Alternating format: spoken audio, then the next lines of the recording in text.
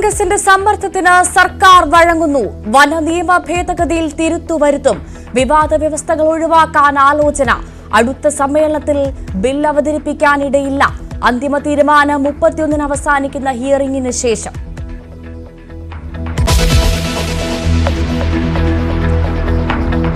ക്ഷേമ പെൻഷൻ കൈയിട്ടുവാരി ആരോഗ്യവകുപ്പ് ജീവനക്കാർക്കെതിരെയും നടപടി.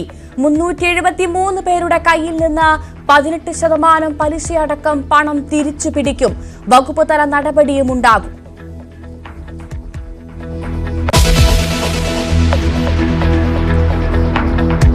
കോഴിക്കോട് പുതുപ്പാടിയിൽ ഷാൾ കഴുത്തിൽ കുടുങ്ങി സ്കൂട്ടർ യാത്രക്കാരിക്ക് ദാരുണാന്ത്യം. കൈതപ്പൊയിൽ വെസ്റ്റ് ഹിൽ സ്വദേശി സുധ അപകടം. യാത്രക്കിടെ ഷാൾ കഴുത്തിൽ കുടുങ്ങി തെറിച്ചു വീണ്.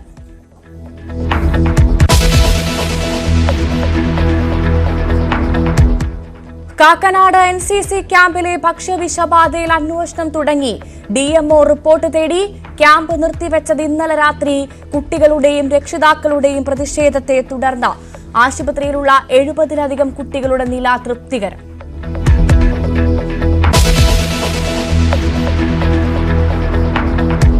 VD സതീശന്റെ വിയോജിപ്പ് വകവയ്ക്കാതെ K സുധാകരൻ.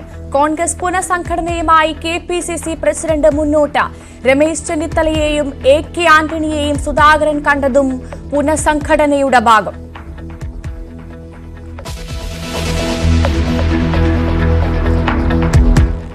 ശബരിമലയിലേക്കുള്ള പ്രതിദിന തീർത്ഥാടകരുടെ എണ്ണം ലക്ഷം കടന്നു. ഇന്നലെ ദർശനത്തിനെത്തിയത് 1,05,000 തീർത്ഥാടകർ. ഇന്നും സന്നിധാനത്ത് തീർത്ഥാടക തിരക്ക്.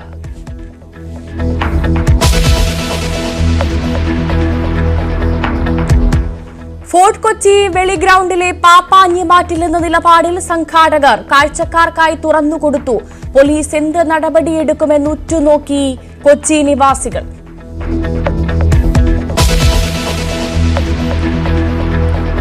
വൈകല്യത്തോടെ കുട്ടി ജനിച്ച സംഭവത്തിൽ ആലപ്പുഴ വനിതാ ശിശു ആശുപത്രിക്കെതിരെ പ്രതിഷേധം ശക്തം. ആശുപത്രിക്ക് മുന്നിൽ സമരമിരിക്കാൻ കുട്ടിയുടെ മാതാപിതാക്കൾ. ആരോഗ്യവകുപ്പ് പറഞ്ഞു പറ്റിച്ചെന്നും കുട്ടിയുടെ അച്ഛനും അമ്മയും.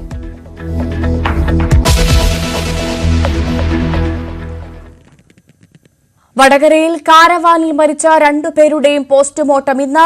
മരണകാരണം AC-യിൽ നിന്നുള്ള വാതകം ശ്വസിച്ചതെന്ന് സംശയം. മരിച്ചത് കാരവാൻ കമ്പനി ജീവനക്കാരായ ജോയലും മനോജും.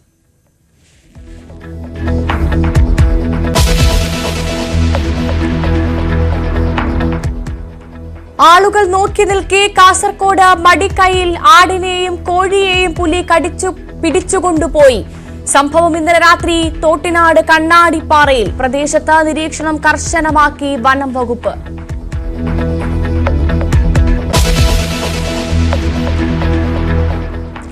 വിശദമായി നോക്കാം. വനനിയമ ഭേദഗതിയിൽ മാറ്റത്തിനൊരുങ്ങി വനം വകുപ്പ്. എതിർപ്പുയർന്ന വ്യവസ്ഥകളിൽ തിരുത്ത് പരിഗണനയിൽ 31-ന് തീരുന്ന ഹിയറിംഗിന് ശേഷം മാറ്റങ്ങൾ വരുത്തും.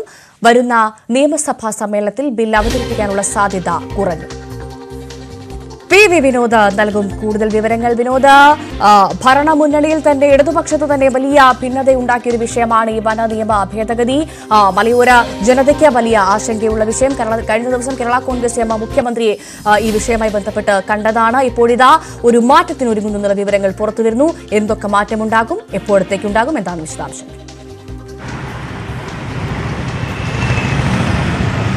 ഭവ്യ, കേരള കോൺഗ്രസ് എമ്മിന്റെ കടുത്ത എതിർപ്പ് നിലനിൽക്കുകയാണ് ഈ ഭേദഗതിയുമായി ബന്ധപ്പെട്ട്. കഴിഞ്ഞ ദിവസം മുഖ്യമന്ത്രിയെ കണ്ട് അവർ ആശങ്ക അറിയിച്ചിരുന്നു.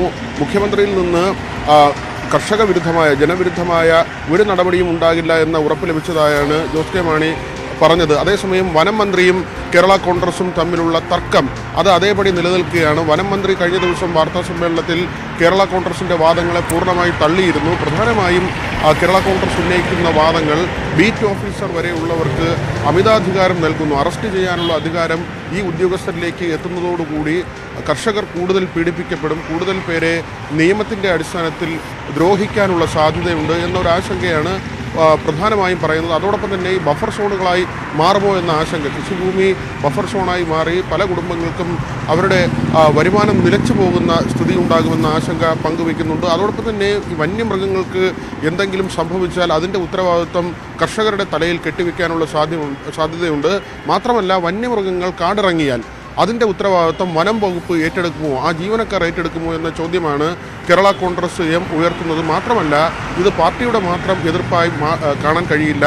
സഭാ നേതൃത്വങ്ങളും ഈ ഭേദഗതിക്കെതിരെ രംഗത്ത് വരുന്നുണ്ട്. അതുതന്നെയാണ് ഇതിൻ്റെ ഒരു രാഷ്ട്രീയ തലം ആയി കാണേണ്ടതും അതിനൊരു രാഷ്ട്രീയ മാനം നൽകുന്നതും. കാരണം തദ്ദേശ തെരഞ്ഞെടുപ്പ് വരികയാണ്, തൊട്ടു പിന്നാലെ തന്നെ നിയമസഭാ തെരഞ്ഞെടുപ്പ് വരുന്നു. അടുത്ത നിയമസഭാ സമ്മേളനത്തിൽ ഒരുപക്ഷെ ഈ ഭേദഗതി വരും എന്ന് കരുതിയതാണ്. ഒരുപക്ഷെ അതിനുള്ള സാധ്യത ഇപ്പോൾ മങ്ങുന്നു, അല്ലെങ്കിൽ അത് അങ്ങനെ വന്നേക്കില്ല എന്ന് വിലയിരുത്തപ്പെടുന്നുണ്ട്. 31-ന് പബ്ലിക് ഹിയറിംഗ് വെച്ചിട്ടുണ്ട്. പൊതുജനങ്ങൾക്ക് അവരുടെ ആശങ്കകൾ പറയാനുള്ള അവസരം. മാത്രമല്ല ഇപ്പോഴത്തെ ഒരു സൂചന പ്രകാരമാണെങ്കിൽ നിലവിലുള്ള ഭേദഗതിയിൽ നിന്ന് പിന്നാക്കം പോകാനുള്ള സാധ്യതയുണ്ട്. വനം വകുപ്പ് ഇപ്പോഴത്തെ കടുംപിടുത്തത്തിൽ നിന്ന് പിന്നാക്കം പോകാനുള്ള ഒരു സാധ്യതയുണ്ട്. മുഖ്യമന്ത്രിയുടെ ഇടപെടൽ ഈ വിഷയത്തിൽ ഉണ്ടാകുമെന്നും കരുതുന്നു. ഭവ്യ. വിനോദാണ് വിവരങ്ങൾ നൽകിയത്. വിനോദ് തുടരുക. മറ്റൊരു വാർത്തയുടെ വിശദാംശങ്ങൾ കൂടി അറിയേണ്ടതുണ്ട്. ക്ഷേമ പെൻഷൻ തട്ടിപ്പിൽ ആരോഗ്യവകുപ്പിലെ ജീവനക്കാർക്കെതിരെ നടപടി. അനധികൃതമായി പെൻഷൻ കൈപ്പറ്റിയ 373 ജീവനക്കാർക്കെതിരെയാണ് ആരോഗ്യവകുപ്പിന്റെ നടപടി. 18% പിഴ പലിശ സഹിതം ഇവരിൽ നിന്ന് ഈടാക്കും. ക്രമക്കേട് ഉദ്യോഗസ്ഥർക്കെതിരെ വകുപ്പ് തല നടപടിയും സ്വീകരിക്കും. വിനോദ് തുടരുന്നുണ്ട് വിവരങ്ങളുമായി. വിനോദ്, ഏതു തരത്തിലുള്ള നടപടിക്കാണ് ഇപ്പോൾ അധികൃതർ ഒരുങ്ങുന്നത്? എന്തൊക്കെയാണ് നടപടി? വിശദാംശം.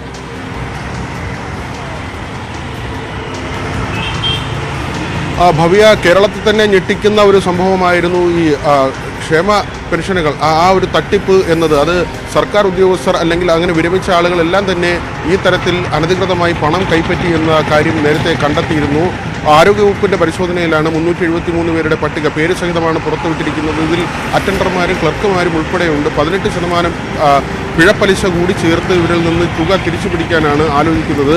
ഇതിപ്പോൾ നടപടി സ്വീകരിക്കുന്ന 3ാമത്തെ വകുപ്പാണ്. മണ്ണ് സംരക്ഷണ വകുപ്പ് നേരത്തെ നടപടി സ്വീകരിച്ചിരുന്നു. അതോടൊപ്പം തന്നെ പൊതുഭരണ വകുപ്പ്. മണ്ണ് സംരക്ഷണ വകുപ്പിൽ 6 പേരെ സസ്പെൻഡ് ചെയ്തിരുന്നു. പൊതുഭരണ വകുപ്പിൽ 6 പേരെ സസ്പെൻഡ് ചെയ്യാൻ തീരുമാനമെടുത്തിരുന്നെങ്കിലും ഇവരിൽ നിന്ന് ഈ പണം തിരികെ പിടിച്ച ശേഷം, പലിശ സഹിതം പണം തിരികെ പിടിച്ച ശേഷം നടപടിയിലേക്ക് പോകാം എന്ന ഒരു തീരുമാനത്തിലാണ്. ആരോഗ്യവകുപ്പിലും നടപടികൾ ഉണ്ടാകും. വിദ്യാഭ്യാസ വകുപ്പിലും ഈ തരത്തിൽ തട്ടിപ്പ് നടന്നിട്ടുണ്ട്. വിവിധ വകുപ്പുകളുടെ പട്ടിക നേരത്തെ ധനവകുപ്പ് പുറത്തുവിട്ടിരുന്നു. 1458 പേരാണ് ഇങ്ങനെ അനധികൃതമായി പണം കൈപ്പറ്റിയത്. ഭവ്യ.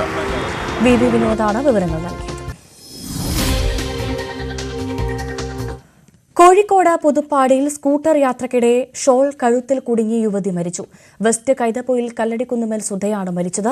യാത്രക്കിടെ ഷോൾ കഴുത്തിൽ കുടുങ്ങി തെറിച്ചു വീഴുകയായിരുന്നു. വെസ്റ്റ് കൈതപ്പൊയിൽ പഴയ ചെക്ക് പോസ്റ്റിന് സമീപത്ത് ഇന്നലെ രാത്രി 11 മണിയോടെയായിരുന്നു അപകടം. സിദ്ദിഖ് പന്നൂര വിവരങ്ങളുമായി ചേരുന്നു.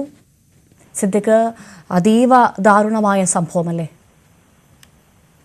തീർച്ചയായും ഭവ്യ, തീർത്തും ദുഃഖകരമായ ഒരു സംഭവമാണ്. മാത്രമല്ല പൊതുരംഗത്തൊക്കെ നിറസാന്നിധ്യമായ ഒരു കുടുംബമായിരുന്നു എന്നുള്ളതാണ് അതിലേറെ സങ്കടകരം. നമുക്ക് മനസ്സിലാക്കാൻ കഴിയുന്നത് ഇവിടെ അടുത്ത ദിവസം ഒരു അയ്യപ്പൻ വിളക്ക് മഹോത്സവം നടക്കുന്നുണ്ട്. ഇതിന്റെ ഭാഗമായി ഒരു നാടകം റിഹേഴ്സൽ നടക്കുന്നുണ്ടായിരുന്നു. ഇതിന്റെ കാണുന്നത് ഒരു പ്രദർശനം എന്ന രീതിയിൽ അവിടുത്തെ പ്രാദേശിക CPM ഓഫീസിൽ ഇതൊന്ന് പ്രദർശിപ്പിക്കുന്നു എന്ന രീതിയിലുള്ള ഒരു വിവരമാണ് നമുക്ക് മനസ്സിലാക്കുന്നത്. ഇവിടേക്ക് ഈ മരിച്ച സുധയുടെ മകന്റെ സുഹൃത്തിനൊപ്പം സ്കൂട്ടറിൽ സഞ്ചരിക്കുകയായിരുന്നു. ഈ നാടകം അവിടെ ഒന്ന് പ്രദർശിപ്പിക്കുന്നുണ്ട് എന്ന് മനസ്സിലാക്കിയപ്പോൾ കാണാൻ വേണ്ടി മകനും ഇവരുടെ ഭർത്താവായ വിജയൻ ഉൾപ്പെടെ ഇവരൊക്കെ CPM പ്രവർത്തകരുമാണ്. അപ്പൊ അവിടേക്ക് പോകുന്ന വഴിയാണ് ഈ അപകടം സംഭവിച്ചത്. ഇരുവരും സ്കൂട്ടറിൽ നിന്ന് തെറിച്ചു വീണിരുന്നു. എന്നാൽ കൂടെ ഉണ്ടായിരുന്ന ഈ യുവാവിന് പരിക്കേറ്റിട്ടില്ല. എന്നാൽ ഇവർ തൽക്ഷണം തന്നെ തലയടിച്ച് വീണു. മെഡിക്കൽ കോളേജ് ആശുപത്രിയിൽ എത്തിച്ചെങ്കിലും ഈ സമയത്ത് തന്നെ മരിച്ചു എന്നാണ് നമുക്ക് ലഭിക്കുന്ന വിവരം. ഭവ്യ, വളരെ ദാരുണമായൊരു സംഭവമാണ്. ഇത്തരത്തിൽ വസ്ത്രങ്ങൾക്ക് യാത്ര ചെയ്യുന്ന സമയത്ത്, പ്രത്യേകിച്ചും ഇരുചക്രവാഹനങ്ങളിൽ യാത്ര ചെയ്യുന്ന സമയത്ത് ഷോളൊക്കെ പ്രത്യേകിച്ചും യാത്രക്കാരൊക്കെ ശ്രദ്ധിക്കേണ്ടതാണ്. കാരണം വലിയ ദാരുണമായ സംഭവമാണ് ഇപ്പോൾ ഉണ്ടായിരിക്കുന്നത്. സിദ്ദിഖ് പന്നൂരാണ് വിവരങ്ങൾ നൽകിയത്.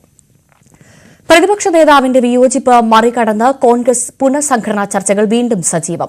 KPCC അധ്യക്ഷന്റെ നേതൃത്വത്തിൽ തിരക്കിട്ട ചർച്ചകളാണ് തിരുവനന്തപുരത്തും കൊച്ചിയിലും പുരോഗമിക്കുന്നത്.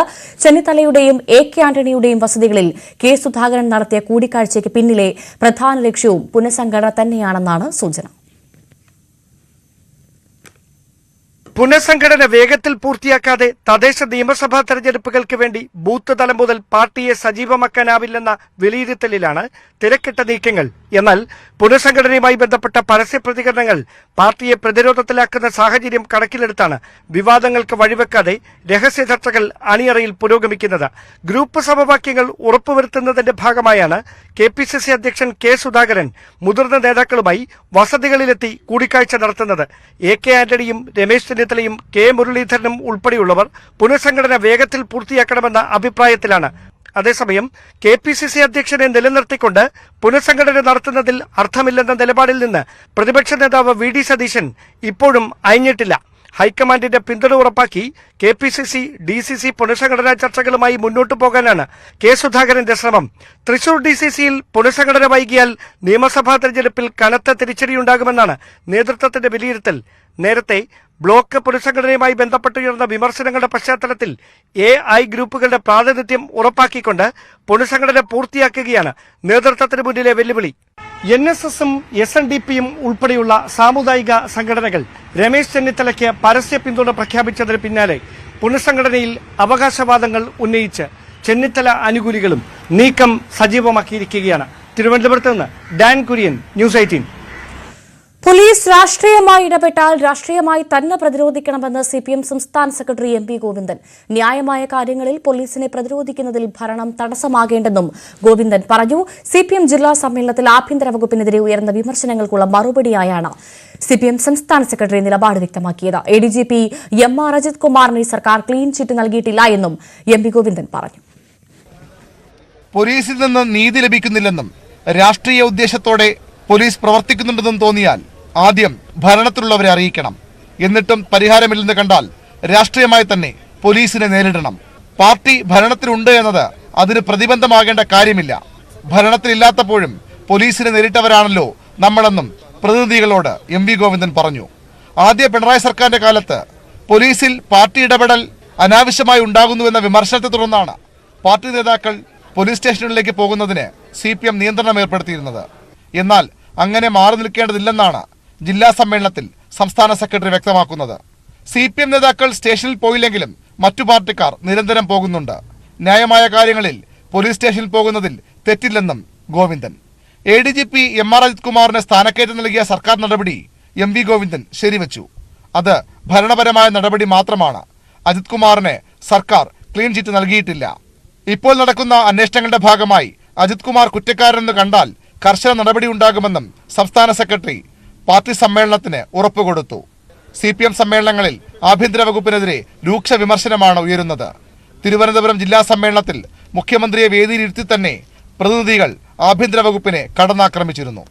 VV Arun, news 18, Thiruvananthapuram. ഇടവേള.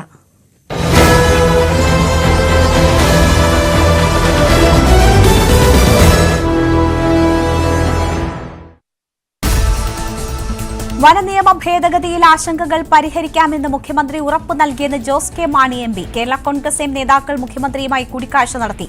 കർഷകർ ചൂണ്ടിക്കാണിച്ച പ്രശ്നങ്ങൾ ഗൌരവത്തോടെ ചർച്ച ചെയ്യുമെന്ന് മുഖ്യമന്ത്രി അറിയിച്ചെന്ന് ജോസ് കെ മാണി. വനം മന്ത്രിയെ ഉദ്യോഗസ്ഥർ തെറ്റിദ്ധരിപ്പിച്ചിരിക്കാമെന്നും ജോസ് കെ മാണി. വനനിയമ ഭേദഗതിയിൽ സർക്കാരിനെതിരെ രൂക്ഷ വിമർശനവുമായി ബിഷപ്പ് മാർ റെമിജിയോസ് ഇഞ്ചനാലിയിൽ. വനനിയമ ഭേദഗതി പിൻവലിച്ചേ മതിയാകൂ, നിയമസഭയിൽ പാസ്സാകുമെന്ന് കരുതുന്നില്ല. വനം മന്ത്രിക്ക് ഇതുവരെ നേരം വെളുത്തിട്ടില്ല. അടിയന്തരാവസ്ഥ കാലത്തെ പോലെയുള്ള നിയമത്തിനെതിരെ ശക്തമായ പ്രതിഷേധമുയരുമെന്നും ബിഷപ്പ്. വനനിയമ ഭേദഗതിയിൽ കേരള കോൺഗ്രസ് നേതാക്കൾ റോഷി അഗസ്റ്റിനെ തള്ളിപ്പറയുമോ എന്ന് മന്ത്രി AK ശശീന്ദ്രൻ. കേരള കോൺഗ്രസ് കുറച്ചുകൂടി പക്വത കാട്ടണമായിരുന്നു. പ്രക്ഷോഭങ്ങൾക്ക് പിന്നിൽ മലയോര മേഖലയിൽ സ്വാധീനം ഉറപ്പിക്കുന്നതിനുള്ള ശ്രമം മതമേലധ്യക്ഷന്മാരിൽ നിന്ന് കുറച്ചുകൂടി പക്വത പ്രതീക്ഷിക്കുന്നതായും AK ശശീന്ദ്രൻ. ബില്ലിലെ ഭേദഗതി കർഷക വിരുദ്ധമല്ലെന്നും കഴമ്പുള്ള വിമർശനമുണ്ടെങ്കിൽ മുൻവിധിയില്ലാതെ ചർച്ച നടത്താൻ സർക്കാർ തയ്യാറെന്നും വനം മന്ത്രി. SFIO അന്വേഷണത്തിനെതിരെ CMRL നൽകിയ ഹർജി ഡൽഹി ഹൈക്കോടതി വിധി പറയാൻ മാറ്റി. രാഷ്ട്രീയ നേതാക്കൾക്കും മാധ്യമങ്ങൾക്കും CMRL പണം നൽകിയത് അഴിമതി മറയ്ക്കാനെന്ന് SFIO അന്വേഷണത്തിനെതിരായ CMRLന്റെ ഹർജി നിലനിൽക്കില്ല. ഇന്ററിം സെറ്റിൽമെന്റ് ബോർഡ് ഉത്തരവ് അന്തിമമല്ലെന്നും SFIO അന്വേഷണത്തെ ന്യായീകരിച്ച ആദായ നികുതി വകുപ്പ് രേഖകൾ കൈമാറാൻ IT വകുപ്പിന് അധികാരമുണ്ട്. ഇതിന് കൃത്യം നിയമങ്ങളുണ്ട്. ആദായ നികുതി വകുപ്പ് കോടതിയെ അറിയിച്ചു. തെരഞ്ഞെടുപ്പ് മുന്നിൽ കണ്ട് തിരുവമ്പാടി ദേവസ്വത്തിന്റെ ഒത്താശയോടെയാണ് തൃശൂർ പൂരം കലക്കിയതെന്ന് ADGP MR അജിത് കുമാറിന്റെ റിപ്പോർട്ട്.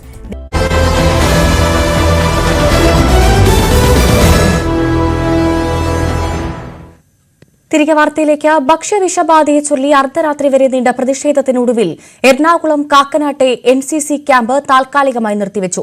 ഭക്ഷ്യവിഷബാധയേറ്റ 70-ലധികം വിദ്യാർത്ഥികളുടെ ആരോഗ്യനില തൃപ്തികരമാണ്. സംഭവത്തിൽ പോലീസ് അന്വേഷണം ആരംഭിച്ചു. DMO റിപ്പോർട്ട് തേടിയിട്ടുണ്ട്. ഇന്നലെ വൈകുന്നേരമാണ് കാക്കനാട് KMM കോളേജിലെ NCC ക്യാമ്പിൽ പങ്കെടുത്ത 70-ലധികം കുട്ടികൾക്ക് ഭക്ഷ്യവിഷബാധയേറ്റത്. ഇതിനെ തുടർന്ന് ഇവരെ കൊച്ചിയിലെ വിവിധ ആശുപത്രി, കളമശ്ശേരി മെഡിക്കൽ കോളേജ് അടക്കം കൊച്ചിയിലെ വിവിധ ആശുപത്രികളിൽ പ്രവേശിപ്പിച്ചു. എന്തായാലും ഇവരുടെ ആരോഗ്യനില തൃപ്തികരമാണ്. രാവിലെയോടുകൂടി തന്നെ എല്ലാ വിദ്യാർത്ഥികളും വീട്ടിലേക്ക് മടങ്ങിപ്പോയി എന്നാണ് അറിയുന്നത്. എന്തായാലും എന്തുകൊണ്ടാണ് ഈ ഭക്ഷ്യവിഷബാധ ഉണ്ടതെന്ന് ഇനിയും കണ്ടെത്തേണ്ടതുണ്ട്. കുട്ടികൾ പറയുന്നത് പ്രകാരം ഇവിടെ ഇന്നലെ ഉച്ചയ്ക്ക് നൽകിയ ആഹാരത്തിൽ നിന്നും ഏറ്റ ഭക്ഷ്യവിഷബാധയാണ് ഇവർക്കിങ്ങനെ ഛർദിലും വയറിളക്കവും ഉണ്ടാകാൻ കാരണമെന്നാണ്. ഇവിടെ ആരോഗ്യ വിഭാഗം എത്തി ഈ ഭക്ഷണത്തിൻ്റെ സാമ്പിൾ ശേഖരിച്ചിട്ടുണ്ട്. അതിൻ്റെ പരിശോധനാ ഫലം ലഭിച്ചതിന് ശേഷം മാത്രമേ ഔദ്യോഗികമായിട്ട് എന്താണ് കൃത്യമായിട്ടുള്ള കാരണമെന്ന് കണ്ടെത്താൻ കഴിയുകയുള്ളൂ. ഏകദേശം 500-ലധികം വരുന്ന വിദ്യാർത്ഥികളാണ് ഈ ക്യാമ്പിൽ പങ്കെടുത്തത്. അതിലാണ് 70ഓളം വിദ്യാർത്ഥികൾക്ക് ഭക്ഷ്യവിഷബാധ ഏൽക്കുകയും ചെയ്തത്. ഇതിൻ്റെ ഒരു സാഹചര്യത്തിൽ താൽക്കാലികമായി ക്യാമ്പ് നിർത്തിവെച്ചിരിക്കുകയാണ്. വിദ്യാർത്ഥികൾ രാവിലെയോടുകൂടി തന്നെ പലരും വീടുകളിലേക്ക് മടങ്ങുന്നുണ്ട്. ഇന്നലെ വൈകുന്നേരം ഈ സംഭവം നടന്നതിന് ശേഷം പല മാതാപിതാക്കളും ഇവിടെ എത്തുകയും വലിയ ഒരു ഈ അധികൃതരുമായി വലിയ രീതിയിലൊരു സംഘർഷം ഉണ്ടാകുകയും ചെയ്തു. കാരണം തങ്ങളുടെ കുട്ടികളെ എന്താണ് സംഭവിച്ചതെന്ന് അധികൃതർ കൃത്യമായി ഇവർക്ക് വിവരം ലഭ്യമായിട്ടുണ്ടായിരുന്നില്ല. ഇവരെ കോളേജിൻ്റെ ഉള്ളിലേക്ക് കടക്കുവാനും സമ്മതിച്ചിരുന്നില്ല. ഇത് കടത്തണമെന്ന് ആവശ്യപ്പെട്ടുകൊണ്ടാണ് മാതാപിതാക്കളും അധികൃതരും തമ്മിൽ വലിയ രീതിയിൽ സംഘർഷം ഉണ്ടാകുകയും പിന്നെ പോലീസ് എത്തി ഇവരെ സമാധാന ചർച്ചയിലൂടെ പിന്മാറ്റുകയുമായിരുന്നു ചെയ്തത്. എന്തായാലും വിദ്യാർത്ഥികളുടെ ആരോഗ്യനില തൃപ്തികരമാണ് എന്നാണ് ഇപ്പോൾ ലഭിക്കുന്ന വിവരം. താൽക്കാലികമായാണ് ഇപ്പോൾ ക്യാമ്പ് നിർത്തിവച്ചിരിക്കുന്നത്. കോഴിക്കോട് വടകരയിൽ നിർത്തിയിട്ടിരുന്ന കാരവാനിൽ മരിച്ച നിലയിൽ കണ്ടെത്തിയ 2 പേരുടെയും പോസ്റ്റ്മോർട്ടം ഇന്ന്. AC-യിൽ നിന്നുള്ള വാതകം ശ്വസിച്ചതാകാം മരണകാരണമെന്നാണ് പ്രാഥമിക നിഗമനം. വിരലടയാള വിദഗ്ധർ സ്ഥലത്തെത്തി പരിശോധന നടത്തുകയാണ്. കാരവാൻ ടൂറിസം കമ്പനിയിലെ ജീവനക്കാരായ മനോജ്, ജോയൽ എന്നിവരാണ് കഴിഞ്ഞ ദിവസം മരിച്ചത്. ഇന്നലെ കരിമ്പനപ്പാലത്ത് വെച്ച് ഒരു കാരൻ വണ്ടിയിൽ 2 പേര് മരണപ്പെട്ട് കിടക്കുന്നതായി പോലീസ് കാണപ്പെടുകയും അതിന് ഇന്നലെ എല്ലാ സജ്ജീകരണം ഒരുക്കി ഇന്നലെ ഇൻക്വസ്റ്റ് നടന്നുകൊണ്ടിരിക്കുകയാണ്. ഇൻക്വസ്റ്റിൽ സമയത്ത് scientific expert, finger print, dog squad, അതുപോലെ തന്നെ RTOന്റെ ടീം എല്ലാവരും ഉണ്ട്. ഇൻവെസ്റ്റിഗേറ്റ് മെഡിക്കൽ കോളേജിൽ ബോഡി അയക്കും. എൻ്റെ മരണകാരണം വ്യക്തമാകാൻ വേണ്ടിയിട്ടാണ് മെഡിക്കൽ കോളേജ് അയക്കുന്നത്. വേറെ നിലവിലെ സാഹചര്യത്തൊന്നും കാണുന്നില്ല. അങ്ങനെ പറയാൻ പറ്റില്ല. നമുക്ക് അത് പോസ്റ്റ്മോർട്ടം നടത്തിയിട്ട് കൃത്യമായ വിവരം പറയാൻ പറ്റും. MS അനീഷ് കുമാർ നൽകും കൂടുതൽ വിവരങ്ങൾ. അനീഷ്, ഇൻക്വസ്റ്റ് നടപടികൾ പൂർത്തിയായിക്കൊണ്ടിരിക്കുകയാണെന്നാണ് ഇപ്പോൾ CA അടക്കം പറഞ്ഞത്. ഈ മരണത്തിൽ എന്തെങ്കിലും ദുരൂഹതയുണ്ടോ, അല്ലെങ്കിൽ ഈ AC-യിൽ നിന്നുള്ള വാതകം ശ്വസിച്ചതാണോ മരണകാരണം? എന്താണ് മനസ്സിലാക്കാൻ സാധിക്കുന്നത്? വിവരങ്ങൾ എന്തൊക്കെയാണ് അനീഷ്? നിലവിൽ മറ്റ് ദുരൂഹതകളില്ല എന്നാണ് നേരത്തെ CA നമ്മോട് പറഞ്ഞത്. പോലീസും ഫിംഗർ പ്രിന്റും ഫോറൻസിക്കും ഒപ്പം ഈ RTOയുടെ ഉദ്യോഗസ്ഥരും സ്ഥലത്ത് പരിശോധന നടത്തുന്നുണ്ട്. ബലപ്രയോഗത്തിന്റെയോ അല്ലെങ്കിൽ മറ്റ് ദുരൂഹ മരണവുമായോ ബന്ധപ്പെട്ട ഒരു തെളിവുകളും നിലവിൽ ലഭ്യമല്ല എന്ന് അദ്ദേഹം പറയുന്നു. പ്രാഥമികമായ നിഗമനം AC-യിൽ ചോർച്ച ഉണ്ടായി, അല്ലെങ്കിൽ ആ രാത്രിയിൽ AC ഇട്ട് കിടന്ന ശേഷം AC ഓഫായപ്പോൾ ഈ വായുസഞ്ചാരം അകത്തേക്ക് കടക്കാതെ വന്നപ്പോൾ ശ്വാസം മുട്ടി മരിച്ചതാവാനുള്ള സാധ്യതയാണ്. ഒരാൾ ഈ കാരവാന്റെ ഉള്ളിലും ഒരാൾ ഈ പടിയോട് ചേർന്ന ഭാഗത്തുമാണ്. ഒരുപക്ഷെ ഈ വാഹനത്തിൽ പ്രാണവായു കിട്ടാതെ പിടഞ്ഞപ്പോൾ പുറത്തേക്ക് രക്ഷപ്പെടാൻ വന്ന വഴിയിലാവാം ഒരാൾ ഈ പടിയുടെ ഭാഗത്ത് എത്തിയെന്ന ഒരു കണക്കൂട്ടിലാണുള്ളത്. എന്തായാലും ഇന്നലെ രാത്രി 8 മണിക്കാണ് ഇത്തരത്തിൽ ഒരു കാരവാൻ ആളുകളുടെ ശ്രദ്ധയിൽപ്പെട്ടത്. കഴിഞ്ഞ 2 ദിവസമായി ഈ കാരവാൻ ഈ ഒരു റെസ്റ്റോറന്റ്, KTDC റെസ്റ്റോറന്റ് സമീപം പാർക്ക് ചെയ്ത നിലയിലായിരുന്നു. അവരെ ഫോണിൽ വിളിച്ചിട്ട് കിട്ടുകയൊന്നും ചെയ്യാത്ത സാഹചര്യത്തിലാണ് ഇവരെ കുറിച്ച് അന്വേഷണം ആരംഭിക്കുകയും ചെയ്തത്. എന്തായാലും വാഹനം തുറന്നപ്പോഴാണ് ഇതിനുള്ളിൽ 2 പേരെ മരിച്ച നിലയിൽ കണ്ടെത്തിയത്. തുടർന്ന് പോലീസ് എത്തി പരിശോധനകൾ ആരംഭിക്കുകയും ഇന്ന് രാവിലെ ഇൻക്വസ്റ്റ് നടപടികളിലേക്ക് കടക്കുകയുമായിരുന്നു. അല്പസമയത്തിനകം മൃതദേഹം കോഴിക്കോട് മെഡിക്കൽ കോളേജ് ആശുപത്രിയിൽ എത്തിച്ച് വിശദമായ പരിശോധന നടത്തുകയും ചെയ്യും. ഫ്രീലാൻഡ് ഗ്രൂപ്പ് ഓഫ് ലോജിസ്റ്റിക്സ് എന്ന മലപ്പുറം ആസ്ഥാനമായ കമ്പനിയുടെ ഉടമസ്ഥയിലുള്ള കാരവാനാണിത്. കണ്ണൂരിൽ ഒരു വിവാഹ പാർട്ടിയിൽ പങ്കെടുത്ത് വിവാഹ പാർട്ടിയെ ഇറക്കിയ ശേഷം മടങ്ങി വരികയായിരുന്നു. ഇതിനുശേഷം വടകര ഭാഗത്ത് വെച്ച് അവർ ഭക്ഷണം കഴിക്കാൻ നിർത്തി. ഒരുപക്ഷെ ഭക്ഷണം കഴിച്ച ശേഷം പിന്നീട് ഈ വാഹനം നിർത്തി വിശ്രമിക്കുകയായിരുന്നിരിക്കാം. ഇതിന് ശേഷമാണ് പിന്നീട് ഒരുപക്ഷെ AC ഓഫായി പോവുകയും വായു സഞ്ചാരം അകത്തേക്ക് കടക്കാതെ ഇരുവരും മരണത്തിന് കീഴടങ്ങുകയും ചെയ്തെന്നാണ് കരുതുന്നത്. എന്തായാലും RTO അടക്കമുള്ള ആളുകൾ സ്ഥലത്തെത്തിയാണ് പരിശോധനകൾക്ക് നേതൃത്വം നൽകിയത്. ഡോഗ് സ്ക്വാഡും വിരലടയാള വിദഗ്ധരും വിശദമായി തന്നെ സ്ഥലത്ത് പരിശോധന നടത്തിയിട്ടുണ്ട്. അല്പസമയത്തിനകം മൃതദേഹങ്ങൾ പോസ്റ്റ്മോർട്ടത്തിനായി കോഴിക്കോട് മെഡിക്കൽ കോളേജ് ആശുപത്രിയിലേക്ക് മാറ്റി. MS അനീഷ് കുമാറാണ് വിവരങ്ങൾ നൽകിയത്. ആലപ്പുഴ വനിതാ ശിശു ആശുപത്രിയിൽ നവജാത ശിശു പൂർണ്ണ അംഗവൈകല്യത്തോടെ ജനിച്ച സംഭവത്തിൽ പ്രതിഷേധ സമരത്തിനൊരുങ്ങി പരാതിക്കാരായ കുടുംബം. അടുത്ത ദിവസം മുതൽ തങ്ങൾ ആശുപത്രിക്ക് മുന്നിൽ സമരമിരിക്കുമെന്ന് കുട്ടിയുടെ രക്ഷിതാക്കളായ സുറുമിയും അനീഷും ന്യൂസ് 18നോട് പറഞ്ഞു. കുട്ടിയുടെ ചികിത്സ ഏറ്റെടുക്കുമെന്നും കുറ്റക്കാരായ ഡോക്ടർമാർക്കെതിരെ നിയമ നടപടി സ്വീകരിക്കുമെന്നും പറഞ്ഞ് ആരോഗ്യവകുപ്പ് തങ്ങളെ കബളിപ്പിക്കുകയായിരുന്നുവെന്നും കുടുംബം ആരോപിച്ചു. നവംബർ 8-നാണ് സുറുമിക്കും അനീഷിനും ആലപ്പുഴ വണ്ടാനം മെഡിക്കൽ കോളേജിൽ ആൺകുഞ്ഞ് ജനിക്കുന്നത്. ആന്തരികമായും പുറമേയും ഗുരുതര വൈകല്യങ്ങളോട് കൂടിയായിരുന്നു കുട്ടിയുടെ ജനനം. ഗർഭാവസ്ഥയുടെ വിവിധ ഘട്ടത്തിൽ സ്കാനിംഗ് നടത്തിയ ഡോക്ടർമാർക്കും സുറുമിയെ ചികിത്സിച്ചിരുന്ന വനിതാ ശിശു ആശുപത്രിയിലെ ഡോക്ടർ പുഷ്പ, ഡോക്ടർ ഷേർലി എന്നിവർക്കെതിരെയും സംഭവത്തിൽ സൌത്ത് പോലീസ് കേസെടുത്തു. ആരോഗ്യവകുപ്പ് അഡീഷണൽ ഡയറക്ടർ V. മീനാക്ഷിയുടെ നേതൃത്വത്തിൽ വകുപ്പ് അന്വേഷണവും ആരംഭിച്ചു. എന്നാൽ എല്ലാം പ്രഹസനമായിരുന്നുവെന്ന് കുടുംബം പറയുന്നു. ആലപ്പുഴ ഡിസ്ട്രിക്ട് കളക്ടർ ഇതിനെക്കുറിച്ച് ഒന്നും ചോദിച്ചിട്ടില്ല. ആലപ്പുഴ DMO ഇതിനെക്കുറിച്ചൊന്നും ചോദിച്ചിട്ടില്ല. ആലപ്പുഴ MLA ഇതിനെക്കുറിച്ചൊന്നും ചോദിച്ചിട്ടില്ല. ഇവരെല്ലാം ആരെയാണ് പേടിക്കുന്നത്? അല്ലെങ്കിൽ ഇവരാരെയാണ് സംരക്ഷിക്കുന്നത്? ആർക്ക് വേണ്ടിയാണ് ഈ ആരോഗ്യ സംവിധാനം എന്ന് പറയുന്നത്? ആർക്ക് വേണ്ടിയാണ്? ജനങ്ങൾക്ക് വേണ്ടിയാണ്. ജനങ്ങളുടെ പൈസയിൽ നിന്ന്, നികുതി കിട്ടുന്ന പൈസയിൽ നിന്നാണ് അവർക്ക് ശമ്പളം കൊടുക്കുന്നത്. ഈ പറഞ്ഞ MLA ആയിക്കോട്ടെ, ഈ പറഞ്ഞ ആരോഗ്യ WMCയിലെ ഡോക്ടർമാരായിക്കോട്ടെ, അവർക്ക് ശമ്പളം കൊടുക്കുന്ന സാധാരണക്കാരൻ. ഞാൻ 100 രൂപയുടെ ഡീസൽ അടിക്കുമ്പോഴത്തേക്ക് എൻ്റെ നിന്ന് മേടിക്കുന്നുണ്ട് അതിന്റെ നികുതി. അതുകൂടെ ചേർത്തിട്ടാണ് അവർ ശമ്പളം കൊടുക്കുന്നത്. അപ്പൊ ജനങ്ങൾക്ക് സേവ ചെയ്യേണ്ടവര് ജനങ്ങൾക്കെതിരായിട്ട് പ്രവർത്തിക്കുന്നു. ഗുരുതര ആരോഗ്യ പ്രശ്നങ്ങളുള്ള കുട്ടിക്ക് സൌജന്യ ചികിത്സ നൽകുമെന്ന് ആരോഗ്യവകുപ്പ് അറിയിച്ചിരുന്നെങ്കിലും പിന്നീട് മെഡിക്കൽ കോളേജിൽ ചികിത്സ തേടിയ കുടുംബത്തിൽ നിന്ന് ടെസ്റ്റുകൾക്ക് പണം ഈടാക്കിയത് വിവാദമായി. ഇപ്പോൾ പോലീസോ വകുപ്പോ യാതൊരു നടപടിയും സ്വീകരിക്കുന്നില്ലെന്നും കുടുംബം ആരോപിക്കുന്നു. ശ്വാസമുട്ടലിനെ തുടർന്ന് നവജാത ശിശു ഇപ്പോൾ വണ്ടാനം മെഡിക്കൽ കോളേജിൽ ICUവിലാണ്. വൈകല്യം കണ്ടെത്താതിരുന്ന സ്കാനിംഗ് സെന്ററുകൾക്കെതിരെ എടുത്ത നടപടി പ്രഹസനം മാത്രമായിരുന്നുവെന്നും കുടുംബം ആരോപിക്കുന്നു. നീതികേടിനെതിരെ ആക്ഷൻ കൌൺസിൽ രൂപീകരിച്ച് സമരത്തിനൊരുങ്ങുകയാണ് അനീഷും സുറുമിയും. ഇപ്പം നമ്മൾക്ക് വരുന്ന പ്രതികരണ രീതി വെച്ച് മുന്നോട്ട് പോകുന്നത് സർക്കാരിന്റെ ഭാഗത്തുനിന്ന് മോശമായ നിലപാടാണ് ഇപ്പോൾ കണ്ടിരിക്കുന്നത്. അങ്ങനെയാണെന്നുണ്ടെങ്കിൽ ആശുപത്രിയുടെ വാതിക്കൽ തന്നെ ഞാനും സുറുമിയും കുഞ്ഞും കൂടെ സമരത്തിന് തന്നെ പുറപ്പെട്ടു. WMCയുടെ വാതിക്കൽ ഞങ്ങൾക്ക് ഇൻസിഡന്റ് ഉണ്ടായത് WMCയുടെ വാതിക്കലെ ഡോക്ടർമാരുടെ കയ്യിൽ നിന്നാണ്. ആ ഡോക്ടർമാരെ ഇപ്പോഴും സംരക്ഷിച്ചുകൊണ്ടാണ് സർക്കാർ നിൽക്കുന്നത്. അനീഷിന്റെയും കുടുംബത്തിന്റെയും ആരോപണം നിലനിൽക്കുന്നതിനിടയിൽ മറ്റു പരാതിക്കാരായ റെയിൽവേ സ്റ്റേഷൻ സ്വദേശി വിഷ്ണുവും ആര്യാട് സ്വദേശി ആകേഷുമെല്ലാം ഇവർക്ക് പിന്തുണയുമായി എത്തിയിട്ടുണ്ട്. ശരണ്യ സ്നേഹജൻ, ന്യൂസ് 18, ആലപ്പുഴ. തീർത്ഥാടക തിരക്കേറി സന്നിധാനം. ദർശനം നിങ്ങൾക്കായി സമർപ്പിക്കുന്നത് മിൽമ ഗീ. വ്രതശുദ്ധിയുടെയും നന്മയുടെയും നാളുകൾ പരിശുദ്ധമാക്കാം മിൽമയ്ക്കൊപ്പം. ശബരിമലയിൽ 1 ലക്ഷം കടന്ന തീർത്ഥാടക തിരക്ക്. ഇന്നലെ 1,06,621 പേർ മല കയറി. ഇതാദ്യമായാണ് ഈ സീസണിൽ ഒരു ദിവസം ദർശനത്തിനെത്തുന്ന തീർത്ഥാടകരുടെ എണ്ണം 1 ലക്ഷം കടക്കുന്നത്. ഇന്ന് 8 മണിവരെ 32,769 പേർ ദർശനം നടത്തി. ഈ തീർത്ഥാടന കാലത്തെ വലിയ തിരക്കിലേക്ക് ശബരിമല സന്നിധാനം ഇന്നും മാറുന്ന കാഴ്ചയാണ് നമുക്ക് കാണാൻ സാധിക്കുന്നത്. രാവിലെ മുതൽ വലിയ തിരക്കാണ് അനുഭവപ്പെടുന്നത്. ഇന്നലെ തീർത്ഥാടന കാലത്തെ ഏറ്റവും വലിയ തിരക്ക്, അതായത് 1,05,000 എന്ന വലിയ തിരക്കിലേക്ക് ശബരിമല സന്നിധാനം എത്തിയിരുന്നു. അതിന് പിന്നാലെയാണ് ഇന്നിപ്പോൾ ഇത്രയും തിരക്ക് ഇന്ന് രാവിലെയും തുടരുന്നത്. ഏതാണ്ട് രാവിലെ 6 മണി വരെയുള്ള കണക്ക് മാത്രം എടുത്താൽ തന്നെ കാണാം ഇത്തവണ എങ്ങനെയാണ് ഈ ഒരു തിരക്ക് മുന്നോട്ട് പോകുന്നത് എന്നുള്ളത്. ഏതാണ്ട് 24,000 ഭക്തരാണ് രാവിലെ 6 മണി വരെ മല കയറിയത്. 24,459. ഈ ഓരോ മണിക്കൂറിലും ഇത് ഇന്നലത്തെ പോലെ ഇങ്ങനെ തുടർന്ന് വരുന്ന സാഹചര്യം തന്നെ എന്ന് പറയാൻ സാധിക്കും. എന്തായാലും ഈ ഇനിയുള്ള ദിവസങ്ങൾ, പ്രത്യേകിച്ച് നാളെയാണ് തങ്കയങ്കി ഘോഷയാത്ര ശബരിമല സന്നിധാനത്ത് എത്തുന്നത്.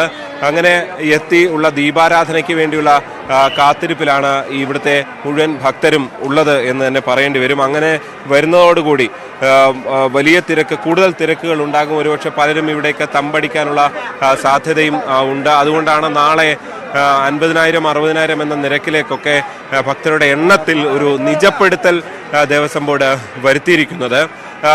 നാളെ ഏതാണ്ട് ഉച്ചയോടുകൂടി പമ്പയിൽ ദേവസ്വം മന്ത്രി VN വാസവൻ ഈ തങ്കയങ്കി ഘോഷയാത്രയെ സ്വീകരിക്കും.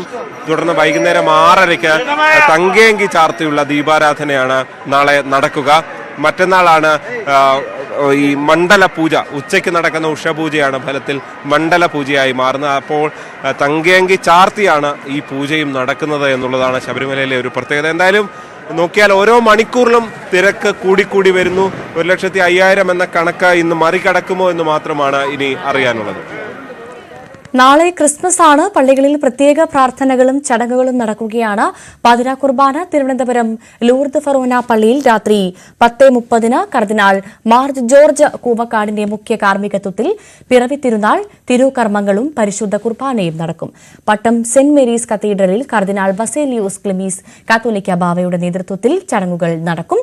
എറണാകുളം സെന്റ് ഫ്രാൻസിസ് അസേലി കത്തീഡ്രലിൽ പാതിര കുർബാനയ്ക്ക് വരാപ്പുഴ അതിരൂപത arch bishop doctor Joseph Kalathiparambil നേതൃത്വം നൽകും. ഇന്നലെ ഡൽഹി CBCI ആസ്ഥാനത്ത് പ്രധാനമന്ത്രി നടത്തിയ സന്ദർശനം ക്രൈസ്തവരെ BJPയിലേക്ക് അടുപ്പിക്കാൻ ലക്ഷ്യമിടുന്ന പ്രവർത്തനങ്ങളുടെ തുടർച്ചയായാണ് രാഷ്ട്രീയ കേന്ദ്രങ്ങൾ വിലയിരുത്തുന്നത്. സർക്കാർ നടത്തുന്ന ക്ഷേമ പ്രവർത്തനങ്ങൾ എടുത്തു പറഞ്ഞ നരേന്ദ്രമോദി യോജിച്ച് നീങ്ങണമെന്ന സന്ദേശമാണ് നൽകിയത്. കേരളം ഉൾപ്പെടെയുള്ള സംസ്ഥാനങ്ങളിലെ ക്രൈസ്തവ വോട്ടുകൾ ലക്ഷ്യമിട്ടുള്ള നീക്കമായി കൂടിയാണ് പ്രധാനമന്ത്രിയുടെ നടപടികളെ വിമർശകർ നോക്കിക്കാണുന്നത്. ഇതാദ്യമായാണ് ഒരു പ്രധാനമന്ത്രി ഇന്ത്യയിലെ കത്തോലിക്ക സഭയുടെ ആസ്ഥാനത്ത് ക്രിസ്മസ് ആഘോഷ പരിപാടികൾക്കായി എത്തുന്നത്. BJP ന്യൂനപക്ഷ വിഭാഗങ്ങൾക്കെതിരാണെന്ന പ്രതിപക്ഷ ആരോപണത്തെ കരോൾ ഗാനത്തിന് താളം പിടിച്ച് പ്രതിരോധിക്കുകയാണ് പ്രധാനമന്ത്രി. അഫ്ഗാനിസ്ഥാനിൽ കുടുങ്ങിയ ഫാദർ അലക്സ് പ്രേംകുമാർ നേരിട്ട പ്രയാസങ്ങൾ, യമനിൽ ജിഹാദികൾ തട്ടിക്കൊണ്ടുപോയ ഫാദർ ടോം ഉഴുന്നാലിനെ മോചിപ്പിച്ച കാര്യം, ഇറാഖിൽ നിന്ന് സുരക്ഷിതരായി നാട്ടിലെത്തിയ നഴ്സുമാർ, എല്ലാം തന്റെ സർക്കാർ ക്രൈസ്തവ സമൂഹത്തിന് നൽകിയ പിന്തുണയായി പ്രധാനമന്ത്രി എടുത്തു പറഞ്ഞു. ഉദാഹരണങ്ങൾ പലതും വരികൾക്കിടയിൽ വായിക്കാൻ ലക്ഷ്യമിട്ടുള്ളതായിരുന്നു. 2019 ശ്രീലങ്കയിൽ നടന്ന ഈസ്റ്റർ ബോംബ് സ്ഫോടനത്തിൽ ക്രൈസ്തവ ഇരകൾക്ക് ആദരാഞ്ജലികൾ അർപ്പിക്കാൻ ശ്രീലങ്കയിൽ പോയ സന്ദർഭം പ്രധാനമന്ത്രി ഓർമ്മിപ്പിച്ചു. അടുത്തിടെ ജർമ്മനിയിലെ ക്രിസ്മസ് മാർക്കറ്റിൽ കാർ ഇടിച്ചു കയറ്റിയ സംഭവം എടുത്തു പറഞ്ഞു. എന്നാൽ ഇന്ത്യയിൽ ക്രൈസ്തവർക്ക് നേരെയുണ്ടായ ആക്രമണങ്ങളെക്കുറിച്ച് പ്രതിപാദിച്ചില്ല. അന്യോന്യം ഭാരങ്ങൾ വഹിക്കുവിൻ എന്ന ബൈബിൾ വചനം ഉദ്ധരിച്ച് അത് മുദ്രാവാക്യമാക്കിയാണ് തങ്ങൾ പ്രവർത്തിക്കുന്നത് എന്ന് വ്യക്തമാക്കി. അനുകമ്പയുടെയും നിസ്വാർത്ഥ സേവനത്തിന്റെയും പാതയാണ് യേശുക്രിസ്തു ലോകത്തിന് കാണിച്ചു കൊടുത്തത് എന്ന് ഓർമ്മിപ്പിച്ച് ഒരുമിച്ച് നീങ്ങണമെന്ന് നിർദ്ദേശിച്ച് ക്രൈസ്തവ സമൂഹത്തിന് നേരെ അശ്ലേഷിക്കാൻ കൈകൾ നീട്ടുകയാണ് മോദി. ഛത്തീസ്ഗഡ് ഉൾപ്പെടെയുള്ള സംസ്ഥാനങ്ങളിൽ ക്രൈസ്തവ സഭകൾ നേരിടുന്ന വെല്ലുവിളികളിൽ BJPക്ക് പങ്കില്ലെന്ന് പറയാതെ പറയുകയാണ് പ്രധാനമന്ത്രി. ന്യൂനപക്ഷ രാഷ്ട്രീയങ്ങളെ ചേർത്ത് പിടിക്കുന്ന രാഷ്ട്രീയമാണ് തന്റേതെന്ന് പ്രധാനമന്ത്രി പറയുമ്പോൾ VHP ഉൾപ്പെടെയുള്ള പരിവാർ യോജിക്കുമോ എന്നേവരും ഉറ്റുനോക്കുന്നു. News desk, News 18. വിദേശകാര്യമന്ത്രി S. ജയശങ്കർ 6 ദിവസത്തെ സന്ദർശനത്തിനായി ഇന്ന് US-ലെത്തും. പ്രസിഡന്റ് തെരഞ്ഞെടുപ്പിൽ ഡൊണാൾഡ് ട്രംപ് വിജയിച്ചതിനു ശേഷം ഇന്ത്യയിൽ നിന്ന് അമേരിക്കയിലേക്കുള്ള ആദ്യ ഉന്നതതല സന്ദർശനമാണിത്. പ്രധാന പ്രാദേശിക ആഗോള വിഷയങ്ങൾ ചർച്ചയാകും. ഹേമ കമ്മിറ്റി റിപ്പോർട്ടിന്റെ അടിസ്ഥാനത്തിലെടുത്ത കേസിൽ ആദ്യ കുറ്റപത്രം സമർപ്പിച്ചു. കൊല്ലം സ്വദേശിയായ മേക്കപ്പ് ആർട്ടിസ്റ്റിന്റെ പരാതിയിലെടുത്ത കേസിലാണ് പ്രത്യേക അന്വേഷണ സംഘം കാഞ്ഞിരപ്പള്ളി കോടതിയിൽ കുറ്റപത്രം സമർപ്പിച്ചത്. മേക്കപ്പ് മാനേജർ സജീവിനെതിരെയാണ് കേസ്. നവമി ദിനേശ് വിവരങ്ങളുമായി ചേരുന്നു. നവമി, എന്തായാലും ഹേമ കമ്മിറ്റി റിപ്പോർട്ടിന്റെ അടിസ്ഥാനത്തിലെടുത്ത കേസിൽ ആദ്യ കുറ്റപത്രം സമർപ്പിച്ചെന്നുള്ള വാർത്തയാണ് പുറത്തുവരുന്നത്. എന്തൊക്കെയാണ് പ്രധാനമായും കുറ്റപത്രത്തിൽ പറയുന്നത്? കൂടുതൽ വിവരങ്ങൾ. ഹേമ കമ്മിറ്റി റിപ്പോർട്ട് പുറത്തു വന്നതിന് ശേഷം കോടതി ഈ ഹർജി പരിഗണിക്കുകയും കോടതി പ്രധാനമായും ചോദിച്ച കാര്യം ഈ ഹേമ കമ്മിറ്റി റിപ്പോർട്ട് ഇത്രയും വർഷം സർക്കാർ എന്തുകൊണ്ട് നടപടികളൊന്നും സ്വീകരിച്ചില്ല, ഒപ്പം ഈ പുറത്തു വന്ന റിപ്പോർട്ട് അതിൽ ഇനി എന്ത് നടപടി സ്വീകരിക്കും എന്നതടക്കം കൃത്യമായി കോടതി അറിയിക്കാൻ ആവശ്യപ്പെട്ടിരുന്നു. ഇതിന്റെ അടിസ്ഥാനത്തിലായിരുന്നു ഹേമ കമ്മിറ്റി റിപ്പോർട്ടിൽ മൊഴി നൽകിയ എല്ലാ ആളുകളെയും ഈ പ്രത്യേക അന്വേഷണ സംഘം ചെന്ന് കാണുകയും പരാതിയുമായി മുന്നോട്ട് പോകാൻ താല്പര്യമുണ്ടോ എന്ന് ചോദിക്കുകയും ചെയ്തു. അതിലായിരുന്നു ആദ്യമായി ഒരു കൊല്ലം സ്വദേശിയായ മേക്കപ്പ് ആർട്ടിസ്റ്റ് തനിക്ക് നേരിടേണ്ടി വന്ന ഒരു ലൈംഗിക അതിക്രമത്തെ കുറിച്ച് പരാതിയുമായി മുന്നോട്ട് പോകാൻ താല്പര്യമുണ്ട് എന്ന് കാണിച്ചുകൊണ്ട് അന്വേഷണ സംഘത്തിന് മുൻപാകെ എത്തുകയും ചെയ്തത്. മേക്കപ്പ് ആർട്ടിസ്റ്റായിട്ട് മേക്കപ്പ് മാനേജറായ സജീവനെതിരെയായിരുന്നു ഈ ലൈംഗിക ആരോപണ പരാതി. ഇതിന്റെ അടിസ്ഥാനത്തിൽ നടത്തിയ അന്വേഷണത്തിലെ ആദ്യ കുറ്റപത്രമാണ് ഇപ്പോൾ സമർപ്പിച്ചിരിക്കുന്നത്. കോട്ടയം പൊൻകുന്നം പോലീസ് സ്റ്റേഷനിലാണ് ഈ കേസ് എടുത്തിരുന്നത്. ഇപ്പോൾ കാഞ്ഞിരപ്പള്ളി കോടതിയിലാണ് പ്രത്യേക അന്വേഷണ സംഘം കുറ്റപത്രം സമർപ്പിച്ചിരിക്കുന്നത്. നവമി ദിനേശാണ് വിവരങ്ങൾ നൽകിയത്. റെയിൽ പാളത്തിലൂടെ നടക്കുന്നതിനിടെ എത്തിയ ട്രെയിനിൽ നിന്ന് മധ്യവയസ്കന്റെ അത്ഭുതകരമായ രക്ഷപ്പെടൽ. കണ്ണൂർ പന്നേൻപാറയിലാണ് സംഭവം. ട്രെയിൻ വന്നപ്പോൾ ട്രാക്കിന്റെ മധ്യഭാഗത്ത് കിടന്നാണ് തലനാരിഴയ്ക്ക് രക്ഷപ്പെട്ടത്. പോലീസും RPFും അന്വേഷണം ആരംഭിച്ചു.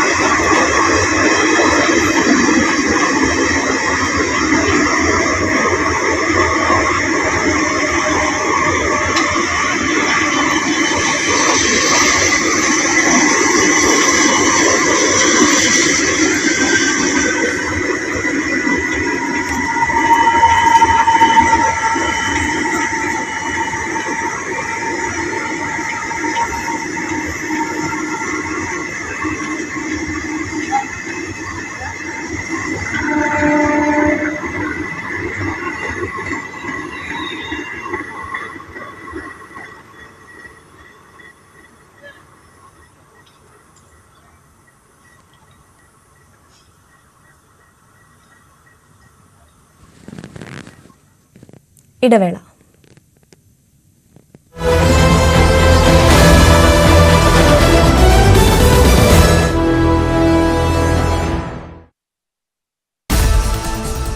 വനനിയമ ഭേദഗതിയിൽ ആശങ്കകൾ പരിഹരിക്കാമെന്ന് മുഖ്യമന്ത്രി ഉറപ്പു നൽകിയെന്ന് Jose K Mani MP. Kerala Congress M നേതാക്കൾ മുഖ്യമന്ത്രിയുമായി കൂടിക്കാഴ്ച നടത്തി. കർഷകർ ചൂണ്ടിക്കാണിച്ച പ്രശ്നങ്ങൾ ഗൌരവത്തോടെ ചർച്ച ചെയ്യുമെന്ന് മുഖ്യമന്ത്രി അറിയിച്ചെന്ന് ജോസ് കെ മാണി. വനം മന്ത്രിയെ ഉദ്യോഗസ്ഥർ തെറ്റിദ്ധരിപ്പിച്ചിരിക്കാമെന്നും ജോസ് കെ മാണി. വനനിയമ ഭേദഗതിയിൽ സർക്കാരിനെതിരെ രൂക്ഷ വിമർശനവുമായി ബിഷപ്പ് മാർ റെമിജിയോസ് ഇഞ്ചനാനിയിൽ. വനനിയമ ഭേദഗതി പിൻവലിച്ചേ മതിയാകൂ, നിയമസഭയിൽ പാസ്സാകുമെന്ന് കരുതുന്നില്ല. വനം മന്ത്രിക്ക് ഇതുവരെ നേരം വെളുത്തിട്ടില്ല. അടിയന്തരാവസ്ഥ കാലത്തെ പോലെയുള്ള നിയമത്തിനെതിരെ ശക്തമായ പ്രതിഷേധമുയരുമെന്നും ബിഷപ്പ്. വനനിയമ ഭേദഗതിയിൽ കേരള കോൺഗ്രസ് നേതാക്കൾ റോഷി അഗസ്റ്റിനെ തള്ളിപ്പറയുമോ എന്ന് മന്ത്രി AK ശശീന്ദ്രൻ. കേരള കോൺഗ്രസ് കുറച്ചുകൂടി പക്വത കാട്ടണമായിരുന്നു. പ്രക്ഷോഭങ്ങൾക്ക് പിന്നിൽ മലയോര മേഖലയിൽ സ്വാധീനം ഉറപ്പിക്കുന്നതിനുള്ള ശ്രമം മതമേലധ്യക്ഷന്മാരിൽ നിന്ന് കുറച്ചുകൂടി പക്വത പ്രതീക്ഷിക്കുന്നതായും AK ശശീന്ദ്രൻ. ബില്ലിലെ ഭേദഗതി കർഷക വിരുദ്ധമല്ലെന്നും വിദേശകാര്യമന്ത്രി S ജയശങ്കർ 6 ദിവസ സന്ദർശനത്തിനായി ഇന്ന് US-ലേക്ക് എത്തുകയാണ്. മനു ഭരത് ചേരുന്ന വിവരങ്ങളുമായി. മനു, ഡൊണാൾഡ് ട്രംപ് വിജയിച്ചതിന് ശേഷം ഇന്ത്യയിൽ നിന്ന് ആദ്യമായിട്ടാണ് ഒരു നേതാവ് ഇന്ത്യയുടെ വിദേശകാര്യമന്ത്രി തന്നെ നേരിട്ട് US-ലേക്ക് എത്തുന്നത്. എന്തൊക്കെയായിരിക്കും പ്രധാനമായി ആ കൂടിക്കാഴ്ചയുടെ ഉദ്ദേശം, ലക്ഷ്യങ്ങൾ? അമേരിക്കയിൽ വലിയൊരു ഭരണമാറ്റം നടക്കുന്ന സാഹചര്യത്തിൽ ഇന്ത്യ ഒട്ടും സമയം കളയുന്നില്ല. ട്രംപ് അധികാരത്തിലെത്തുന്നതിന് മുൻപ് തന്നെ, സ്ഥാനം ഏറ്റെടുക്കുന്നതിന് മുമ്പ് തന്നെ ഇന്ത്യൻ വിദേശകാര്യമന്ത്രി ജയശങ്കർ ഒരു പടി മുന്നിൽ കടന്ന് അങ്ങോട്ടേക്ക് യാത്ര തിരിക്കുന്നു. ഏതായാലും അവിടുത്തെ സെക്രട്ടറി ഓഫ് സ്റ്റേറ്റ്സ് ആന്റണി ബ്ലിങ്കനെ അദ്ദേഹം കാണും എന്ന കാര്യത്തിൽ ഉറപ്പാണ്.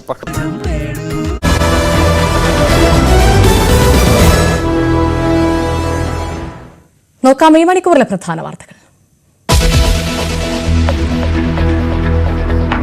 VD സതീശന്റെ വിയോജിപ്പ് വകവയ്ക്കാതെ K സുധാകരൻ. കോൺഗ്രസ് പുനഃസംഘടനയുമായി KPCC പ്രസിഡന്റ് മുന്നോട്ട്. രമേശ് ചെന്നിത്തലയെയും AK ആന്റണിയെയും സുധാകരൻ കണ്ടതും പുനഃസംഘടനയുടെ ഭാഗം.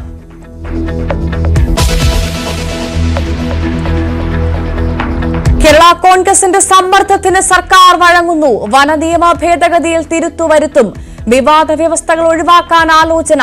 അടുത്ത സമ്മേളനത്തിൽ ബിൽ അവതരിപ്പിക്കാനിടയില്ല. അന്തിമ തീരുമാനം 31 അവസാനിപ്പിക്കുന്ന ഹിയറിംഗിന് ശേഷം.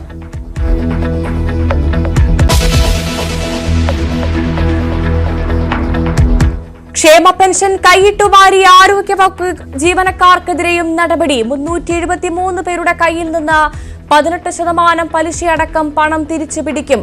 വകുപ്പുതല നടപടിയുമുണ്ടാകും.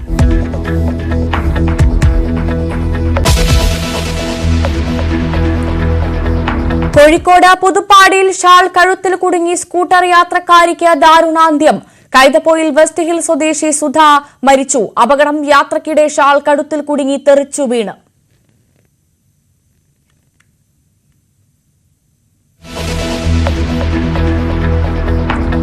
വൈകല്യത്തോടെ കുട്ടി ജനിച്ച സംഭവത്തിൽ ആലപ്പുഴ വനിതാ ശിശു ആശുപത്രിക്കെതിരെ പ്രതിഷേധം ശക്തം. ആശുപത്രിക്ക് മുന്നിൽ സമരമിരിക്കാൻ കുട്ടിയുടെ മാതാപിതാക്കൾ. ആരോഗ്യവകുപ്പ് പറഞ്ഞു പറ്റിച്ചെന്നും കുട്ടിയുടെ അച്ഛനും അമ്മയും.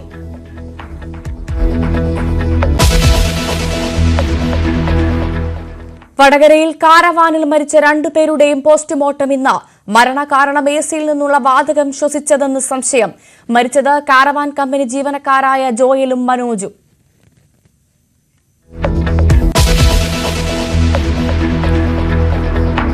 കാക്കനാട് NCC ക്യാമ്പിലെ ഭക്ഷ്യവിഷബാധയിൽ അന്വേഷണം തുടങ്ങി. DMO റിപ്പോർട്ട് തേടി.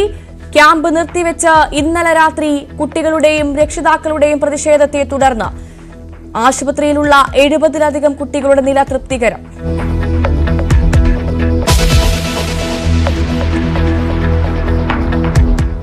ശബരിമലയിലേക്കുള്ള പ്രതിദിന തീർത്ഥാടകരുടെ എണ്ണം 1,00,000 കടന്നു.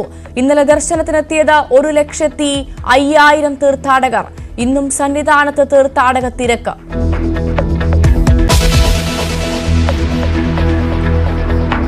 ഫോർട്ട് കൊച്ചി വെളിഗ്രൌണ്ടിലെ പാപ്പാഞ്ഞി മാറ്റില്ലെന്ന നിലപാടിൽ സംഘാടകർ. കാഴ്ചക്കാർക്കായി തുറന്നുകൊടുത്തു. പോലീസ് എന്ത് നടപടിയെടുക്കുമെന്ന് ഉറ്റുനോക്കി കൊച്ചി നിവാസികൾ.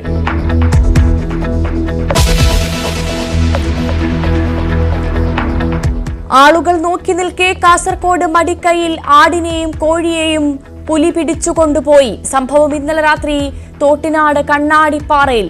പ്രദേശത്ത് നിരീക്ഷണം കർശനമാക്കി വനം വകുപ്പ്.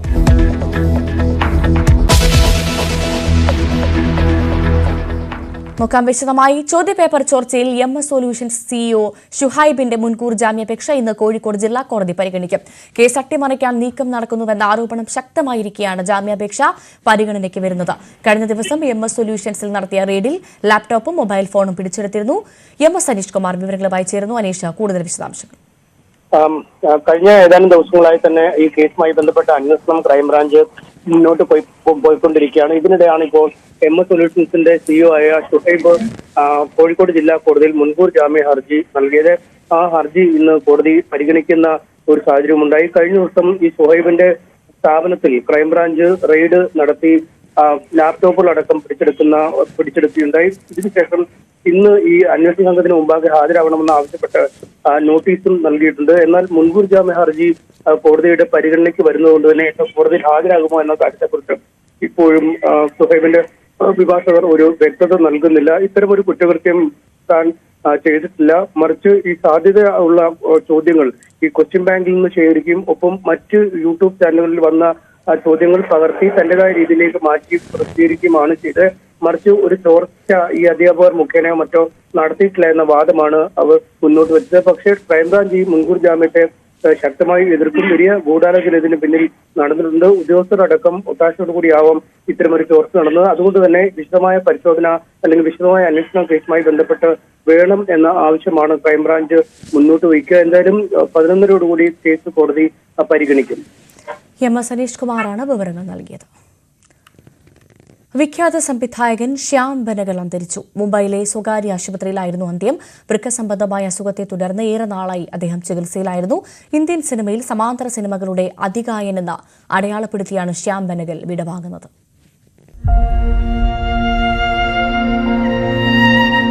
ഛായാഗ്രാഹകനായിരുന്ന അച്ഛൻ ശ്രീധർ B ബെനഗൽ നൽകിയ ക്യാമറയിലൂടെയാണ് സിനിമയിലേക്കുള്ള ആദ്യ ചുവട്. അത് 12-ാം വയസ്സിൽ. സാമ്പത്തിക ശാസ്ത്രത്തിൽ ബിരുദാനന്തര ബിരുദമെടുത്തപ്പോഴും അഭിരുചിയുടെ ഫോക്കസ് സിനിമയിലേക്ക് മാത്രം. ഹൈദരാബാദ് ഫിലിം സൊസൈറ്റി എന്ന പേരിൽ ചലച്ചിത്ര കൂട്ടായ്മയും സ്ഥാപിച്ചു. ബോംബെ ആസ്ഥാനമായുള്ള ഒരു പരസ്യ ഏജൻസിയിൽ കോപ്പി റൈറ്ററായി തുടക്കം. 62-ൽ ആദ്യ ഡോക്യുമെന്ററി ഗർഭദ ഗംഗ നിർമ്മിച്ചു. 7 വർഷക്കാലം ബെനഗൽ പൂനെ ഫിലിം ഇൻസ്റ്റിറ്റ്യൂട്ടിൽ അധ്യാപകനായി. പിൽക്കാലത്ത് ഇൻസ്റ്റിറ്റ്യൂട്ടിന്റെ അധ്യക്ഷനുമായി. A child of the street documentary ശ്രദ്ധേയമായി. പഴയ ആന്ധ്രാപ്രദേശിലെ സാമ്പത്തിക ലൈംഗിക ചൂഷണത്തിന്റെ കഥ പറഞ്ഞ അങ്കൂർ 50 വർഷത്തിനിപ്പുറവും പ്രശംസകൾ ഏറ്റുവാങ്ങുന്നു. ചിത്രം ഇല്ലാത്തും ആസ്വദിക്കപ്പെടുന്നത് ഏറ്റവും വലിയ അംഗീകാരമാണെന്ന് ഷബാന ആസ്മി പ്രതികരിച്ചത് കഴിഞ്ഞ IFFKയിൽ. നസറുദ്ദീൻ ഷാം, ഓംപുരി, അമരീഷ് പുരി തുടങ്ങിയവരിലെ അഭിനയ പ്രതിഭയെ വാർത്തെടുക്കുന്നതിൽ ബെനഗലിന്റെ പങ്ക് അവിസ്മരണീയം.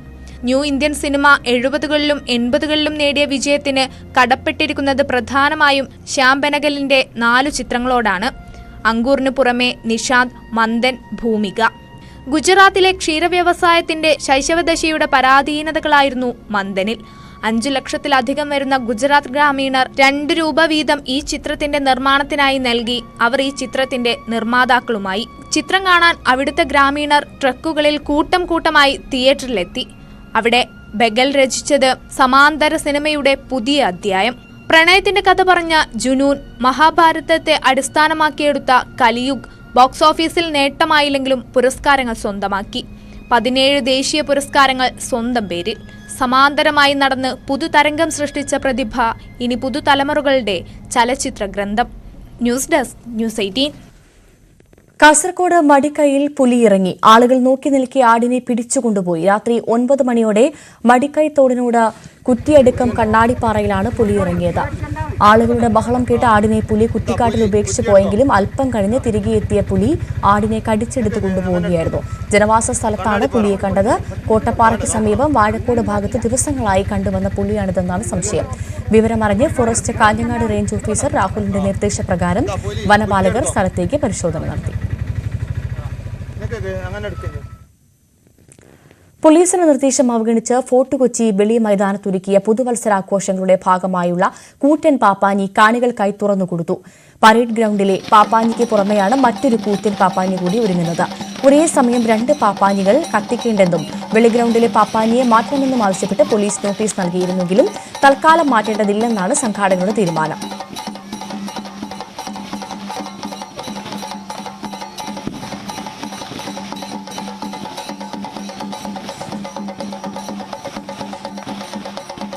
നവമി ദിനേശ് ചേരുന്നു വിവരങ്ങളുമായി. നവമി, മാറ്റണമെന്ന് പോലീസ് പറയുന്നു, മാറ്റില്ല എന്ന് സംഘാടകർ പറയുന്നു. എന്താണ് തീരുമാനം? മാറ്റുമോ മാറ്റില്ലയോ?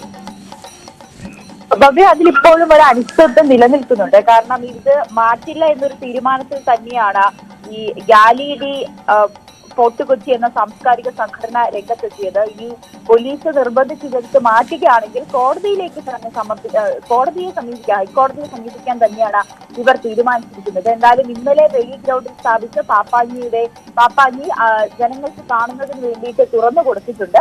അതേസമയം തന്നെയാണ് പരേഡ് ഗ്രൗണ്ടിലും ഒരു പാപ്പാഞ്ഞി ഒരുക്കുന്നത്. നമുക്കറിയാം, എല്ലാ തവണയും പരേഡ് ഗ്രൗണ്ടിലെ പാപ്പാഞ്ഞിയാണ് രാത്രി 12 മണിക്ക് പുതുവർഷം പിറവിയോടനുബന്ധിച്ച് കത്തിക്കുന്നത്. പക്ഷേ പോലീസ് പറയുന്നത് പോലീസിൽ ഇപ്പോൾ തന്നെ ആളുകളുടെ എണ്ണം കുറവാണ്.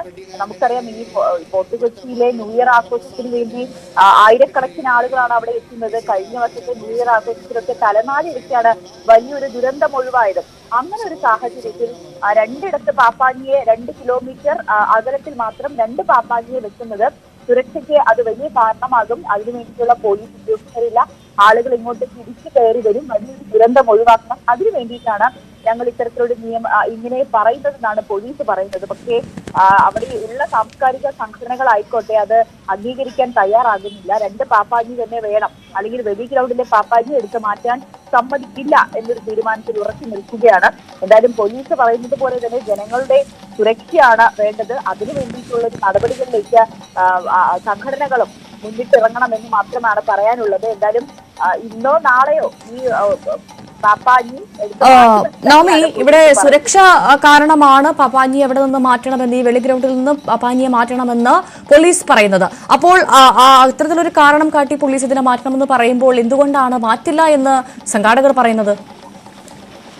സംഘാടകർ പറയുന്നത് അവർ എല്ലാ തവണയും ഈ വെളി പാപ്പാഞ്ഞി ഒരുക്കുന്നത് അത് പരേഡ് ഗ്രൗണ്ടിലാണ്. പക്ഷെ ഞങ്ങൾക്കും ഇതിന്റെ ഒരു പൈതൃകമുണ്ട്, ഞങ്ങൾക്കും ഇത് ഒരുക്കാനുള്ള ഒരു അവകാശമുണ്ട്. സാധാരണ ചെറിയ പാപ്പാഞ്ഞികളെ ഒക്കെ 100 കണക്കിന് പാപ്പാഞ്ഞികളാണ് ഈ ഫോർട്ട് കൊച്ചി ഭാഗത്ത് ഇതിനു വേണ്ടി ഒരുക്കി വെക്കുന്നത്. അതോടൊപ്പം തന്നെ ഞങ്ങൾക്കും ഇത് ഒരുക്കാനുള്ള ഒരു അവകാശമുണ്ടെന്നാണ്. പക്ഷേ ബാക്കി ഈ പ്രധാനപ്പെട്ട ഈ പരേഡ് ഗ്രൗണ്ടിലെ പാപ്പാഞ്ഞി അല്ലാണ്ട് അത്ര വലിയ പാപ്പാഞ്ഞികളെ ഒന്നും മറ്റിടത്തൊന്നും ഒരുക്കുന്നതായി നമ്മൾ ഇതുവരെയും കണ്ടിട്ടില്ല. അങ്ങനെ തന്നെയാണ് പോലീസും പറയുന്നത്. ഈ പാപ്പാഞ്ഞിയെ ഈ ആളുകൾക്ക് കാണുന്നതിന് വേണ്ടി അല്ലെങ്കിൽ ഒരു അലങ്കാര വസ്തുവായി വെക്കുന്നതിനപ്പുറത്തേക്ക് കത്തിക്കുന്നത് ഈ പരേഡ് ഗ്രൗണ്ടിലെ മാത്രമായിരിക്കും. പക്ഷേ വെളി ഗ്രൗണ്ടിലും വെച്ചിരിക്കുന്ന ഈ പാപ്പാഞ്ഞിയെ അന്നത്തെ ദിവസം തന്നെ കത്തിക്കണമെന്ന് പറയുന്നത് അത് ഈ ഒരു സുരക്ഷാ കാരണങ്ങൾ മുൻനിർത്തി അത് നടത്താൻ കഴിയില്ല എന്നാണ് പോലീസ് പറയുന്നത്. ഇവർ പറയുന്നത് ഈ ഫോർട്ട് കൊച്ചിയിൽ അങ്ങനെ ഒരു ആചാരമുണ്ട്, ഞങ്ങൾക്കൊക്കെ ഇത് വെക്കാനുള്ള ഒരു അവകാശമുണ്ട് എന്നൊരു വാദമാണ് ഈ സാംസ്കാരിക സംഘടനയുടെ ഭാഗത്തു നിന്നും വരുന്നത്. പക്ഷേ നമുക്ക് മുന്നിലുള്ളത് ജനങ്ങളുടെ സുരക്ഷയാണ്. പോലീസിന് കൃത്യമായിട്ടുള്ള ആളുകളില്ല. ആയിരക്കണക്കിന് പോലീസുകാരെയാണ് ആ ദിവസം, നൂറുകണക്കിന് പോലീസുകാരെയാണ് അവിടെ ആ ദിവസം നിയോഗിക്കുന്നത്. എങ്കിൽ പോലും പലപ്പോഴും ഈ ഒരു ജനത്തിരക്ക് നിയന്ത്രിക്കാൻ കഴിയാത്തൊരു സാഹചര്യം വരുന്നുണ്ട്. ആ ഒരു രീതിയിൽ നിൽക്കുമ്പോഴാണ് വീണ്ടും മറ്റൊരു പാപ്പാഞ്ഞിയെ കൂടി വെക്കണം എന്ന് പറയുന്നതിൽ ചില തടസ്സങ്ങൾ പോലീസ് ഉന്നയിക്കുന്നത്. എന്തായാലും സാംസ്കാരിക സംഘടന ഇതുമായി മുന്നോട്ട് പോകാനാണ് തീരുമാനിച്ചിരിക്കുന്നത്. ഇനി പോലീസ് എടുത്ത് ഈ പാപ്പാഞ്ഞിയെ മാറ്റുകയാണെങ്കിൽ അവർ ഹൈക്കോടതിയെ സമീപിക്കും എന്നുകൂടി അറിയിച്ചിട്ടുണ്ട്. എന്തായാലും എന്താണ് ഇനി അവിടെ നടക്കാൻ പോകുന്നതെന്നാണ് വരും മണിക്കൂറിൽ നമുക്ക് കാത്തിരിക്കാം. നവമി ദിനേശാണ് വിവരങ്ങൾ നൽകിയത്. നാളെ ക്രിസ്മസ് ആണ്. പള്ളികളിൽ പ്രത്യേക പ്രാർത്ഥനകളും ചടങ്ങുകളും നടക്കും. പതിരാ കുർബാന തിരുവനന്തപുരം ലൂർദ് ഫെറോന പള്ളിയിൽ രാത്രി 10:30 കർദിനാൾ മാർ ജോർജ് കോവക്കാടിന്റെ മുഖ്യ കാർമ്മികത്വത്തിൽ പിറവി തിരുനാൾ തിരുകർമ്മങ്ങളും പരിശുദ്ധ കുർബാനയും നടക്കും. പട്ടം സെന്റ് മേരീസ് കത്തീഡ്രലിൽ കർദിനാൾ ബസേലിയോസ് ക്ലിമീസ് കത്തോലിക്ക ബാവയുടെ നേതൃത്വത്തിൽ ചടങ്ങുകൾ നടക്കും.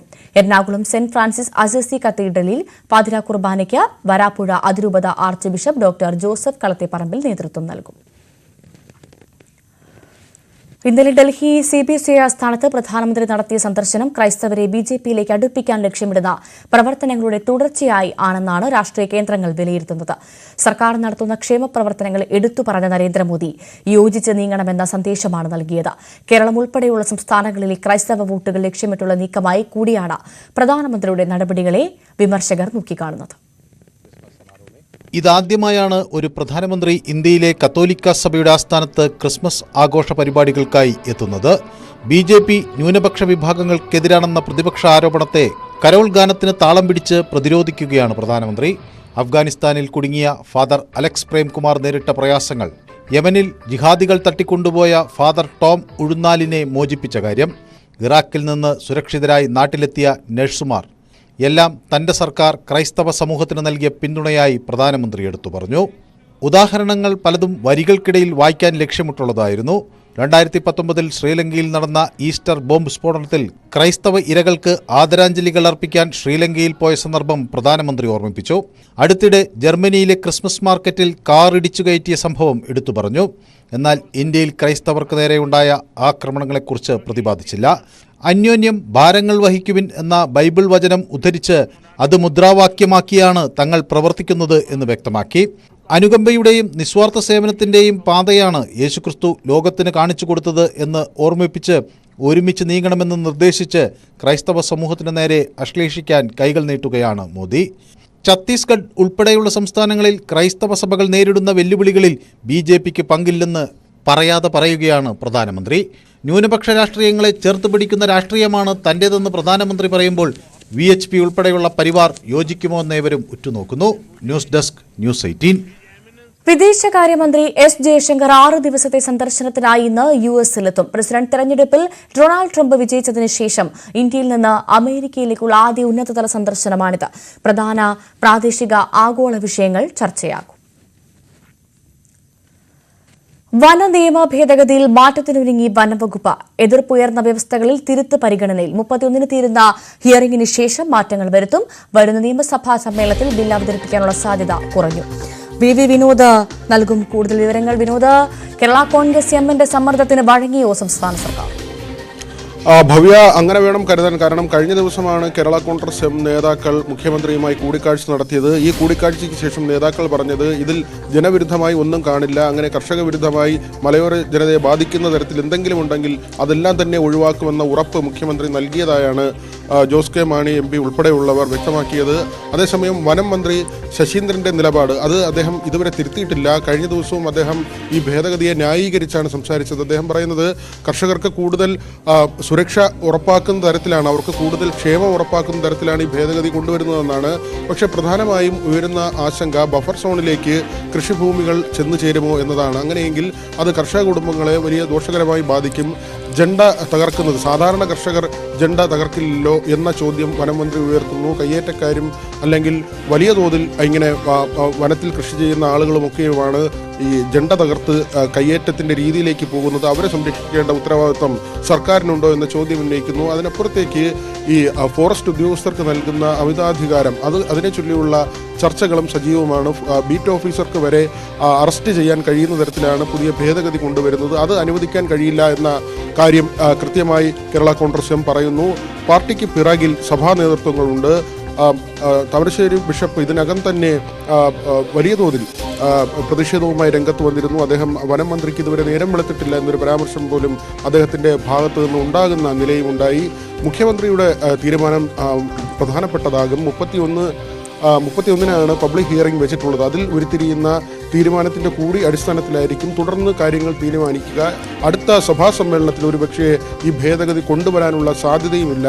തദ്ദേശ തിരഞ്ഞെടുപ്പ് അടുത്തു വരികയാണ്. ഇത് തിരഞ്ഞെടുപ്പിനെ ബാധിക്കും എന്ന വിലയിരുത്തലുണ്ട്. മാത്രമല്ല ഒരു പരിധിക്കപ്പുറം മുന്നണി മാറ്റ ചർച്ചകളിലേക്ക് പോലും കാര്യങ്ങൾ പോകുന്നുണ്ട്. ഈ ഒരു കാര്യം പറഞ്ഞ് കേരള കോൺഗ്രസ് എം ഇടതുമുന്നണിയുമായി ഇടയുമോ എന്ന ചർച്ചകൾ പോലും ഒരു വശത്ത് ഉയർന്നു വരുന്നു.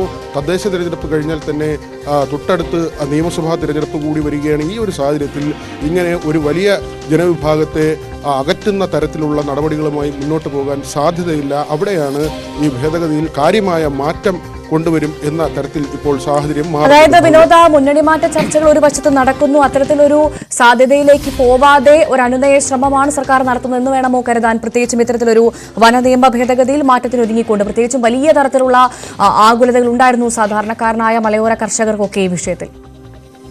തീർച്ചയായും വലിയൊരു ജനവിഭാഗത്തെ ബാധിക്കുന്ന വിഷയമാണ്. അവരുടെ ആശങ്കയാണ്. ആ ആശങ്ക പരിഹരിക്കേണ്ട ഉത്തരവാദിത്വം സർക്കാരിനുണ്ട്. പ്രധാനമായും കേരള കോൺഗ്രസ് എമ്മിൻ്റെ നട്ടെല്ല് എന്ന് പറയുന്നത് തന്നെ ഇത്തരത്തിലുള്ള കർഷകരാണ്. മലയോര കർഷകരും റബ്ബർ കർഷകരും ഒക്കെ ചേരുന്ന ഒരു സമൂഹമാണ്. അതുകൊണ്ട് തന്നെ പാർട്ടി ആ തരത്തിലുള്ള നിലപാടിലേക്ക് പോകാൻ അല്ലെങ്കിൽ ഈ ഭേദഗതിയെ അംഗീകരിച്ചുകൊണ്ട് മുന്നോട്ട് പോകാനുള്ള സാധ്യത തീരെയില്ല. ഭവ്യ, ഈ എപ്പോഴത്തേക്ക് ഈ ഒരു മാറ്റങ്ങൾ ഉണ്ടാകുമെന്നാണ് മനസ്സിലാക്കുന്നത്? അങ്ങനെയാണെങ്കിൽ ഇനി വരുന്ന നിയമസഭാ സമ്മേളനത്തിൽ ഈ ഒരു ബില്ല് അവതരിപ്പിക്കാനുള്ള സാധ്യത ഉണ്ടാവില്ല എന്ന് കരുതാം അല്ലേ വിനോദ്?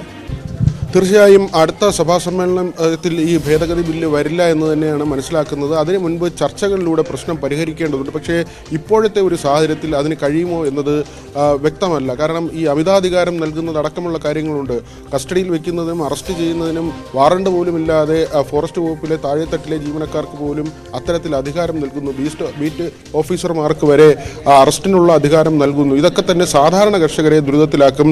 നിസ്സാര പ്രശ്നങ്ങൾ അല്ലെങ്കിൽ കള്ളക്കേസുകളിൽ കൊടുക്കാൻ പോലും സാധ്യതയുണ്ട്. ഇപ്പോൾ വന്യജീവികൾ നാട്ടിലിറങ്ങിയാൽ അതിൻ്റെ ഉത്തരവാദിത്വം വനം വകുപ്പ് ജീവനക്കാർ ഏറ്റെടുക്കുമോ എന്നതാണ് പ്രധാനമായും കേരള കോൺഗ്രസ് ചോദിക്കുന്നത്. ഈ വന്യജീവികൾക്ക് എന്തെങ്കിലും സംഭവിച്ചാൽ അതിൻ്റെ കുറ്റം കർഷകർക്ക് മേൽ കെട്ടിവെക്കുന്നൊരു സാഹചര്യം ഉണ്ടാകും. അവരെ നിയമത്തിന് മുന്നിലേക്ക് അത് അനാവശ്യമായി നിയമം വെച്ച് അവരെ വേട്ടയാടുന്നതിന് ഇടവരുത്തും എന്ന ഒരു ആശങ്ക പ്രധാനമായും പാർട്ടി ഉന്നയിക്കുന്നുണ്ട്. ഈ ഒരു ആശങ്ക തന്നെയാണ് കഴിഞ്ഞ ദിവസത്തെ ചർച്ചയിലും ഉന്നയിച്ചത്. ഇതിൻ്റെ അടിസ്ഥാനത്തിലാണ് ഇപ്പോൾ ഭേദഗതിയിൽ മാറ്റം കൊണ്ടുവരാൻ സർക്കാർ ആലോചിക്കുന്നത്.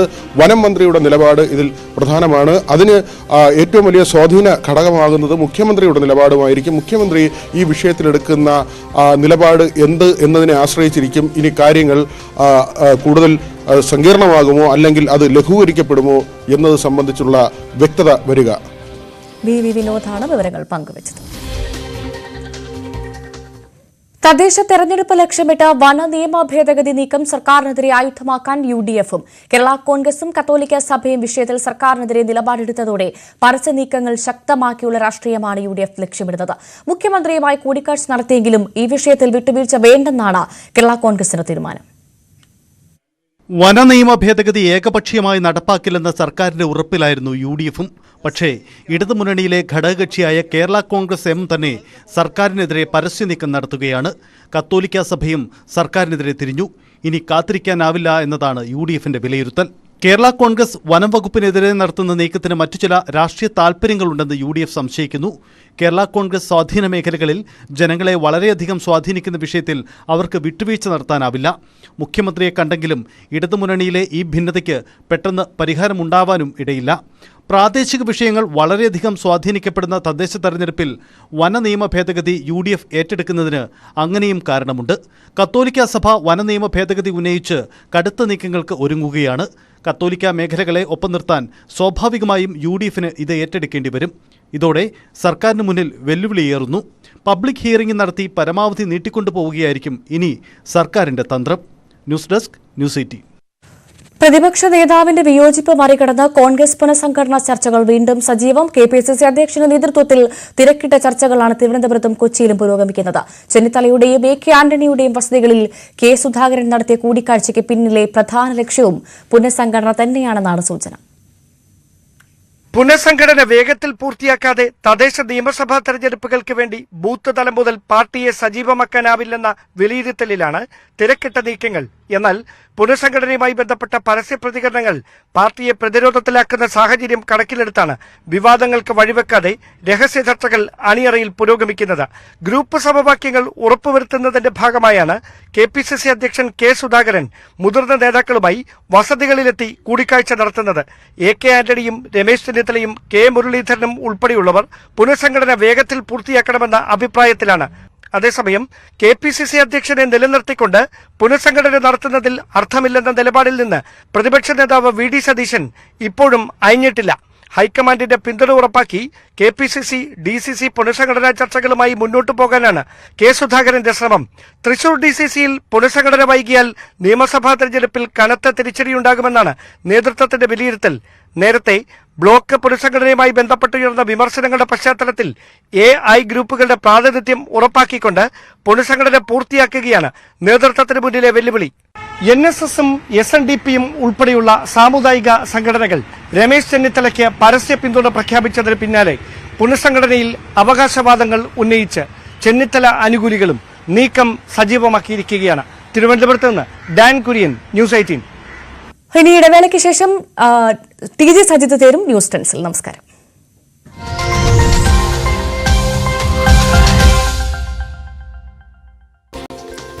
വിദേശകാര്യമന്ത്രി S ജയശങ്കർ 6 ദിവസ സന്ദർശനത്തിനായി ഇന്ന് US-ലേക്ക് എത്തുകയാണ്. മനു ഭരത് ചേരുന്ന വിവരങ്ങളുമായി.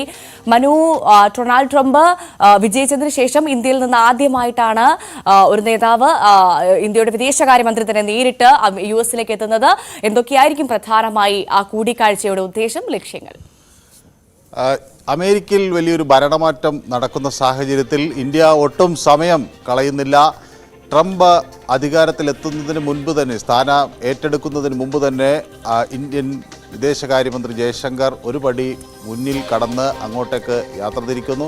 ഏതായാലും അവിടുത്തെ സെക്രട്ടറി ഓഫ് സ്റ്റേറ്റ്സ് ആന്റണി ബ്ലിങ്കനെ അദ്ദേഹം കാണും എന്ന കാര്യത്തിൽ ഉറപ്പാണ്. പക്ഷേ ട്രംപ് ഭരണകൂടത്തിലെ ആരെയൊക്കെ കാണും എന്ന കാര്യത്തിൽ ഇതുവരെ വ്യക്തതയില്ല. അതിനുള്ള സാധ്യതകൾ പക്ഷേ തള്ളിക്കളയാനാകില്ല. തൻ്റെ സർക്കാരിൽ നിർണായക സ്ഥാനങ്ങൾ വഹിക്കുന്ന ആളുകളെ സംബന്ധിച്ച് ഡൊണാൾഡ് ട്രംപ് നേരത്തെ അതിൻ്റെ നിലപാടുകൾ അറിയിച്ചിരുന്നു. സ്വാഭാവികമായും അവരിൽ ചിലരെയെങ്കിലും കാണാൻ S ജയശങ്കർ ശ്രമിക്കും എന്നത് സുപ്രധാനമായ ഒരു കാര്യമാണ്. മാത്രമല്ല, ഇന്ത്യ സേനയുടെ ശക്തി വർദ്ധിപ്പിക്കുന്നതിനെ സംബന്ധിച്ചുള്ള നിർണായകമായ നീക്കങ്ങളിലേക്ക് കടക്കുകയാണ്. ഇതിനുവേണ്ടി പ്രത്യേക സമിതിയൊക്കെ രൂപീകരിച്ചിട്ടുണ്ട്. സ്വാഭാവികമായും അമേരിക്കയിൽ നിന്ന് ഇറക്കുമതി ചെയ്യേണ്ട ഡ്രോണുകളെ സംബന്ധിച്ചൊക്കെയുള്ള വിഷയങ്ങളിൽ, അതുപോലെ സൈനിക സാമഗ്രികളുടെ കാര്യത്തിൽ ഒക്കെ ഒരു ചർച്ചയുണ്ടാകും എന്നാണ് മനസ്സിലാക്കുന്നത്. പ്രത്യേകിച്ച് ഇന്ത്യ ചൈന റഷ്യ ബന്ധം കൂടുതൽ മെച്ചപ്പെടുന്ന ഒരു സാഹചര്യം വരുമ്പോൾ അത് അമേരിക്കയെ കൂടി വിശ്വാസത്തിലെടുത്ത് നീങ്ങാൻ കഴിയുമോ എന്ന കാര്യം പ്രധാനമായും ആരായും.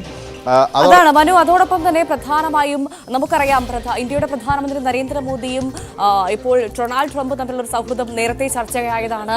അദ്ദേഹം വിജയിച്ചതിന് ശേഷം പ്രധാനമന്ത്രി എക്സിൽ കുറിച്ചതൊക്കെ നമ്മൾ കണ്ടതാണ്. അപ്പോൾ ആ ഒരു സൗഹൃദം അവിടെ വലിയ രീതിയിൽ നിൽക്കുന്നുണ്ട്. ഈ ഒരു സാഹചര്യത്തിൽ വിദേശകാര്യമന്ത്രി US-ലേക്ക് എത്തുമ്പോൾ മനു പറഞ്ഞതുപോലെ തന്ത്രപ്രധാനമായ ചർച്ചകൾക്ക് സാഹചര്യം ഉണ്ടാകും, അല്ലേ?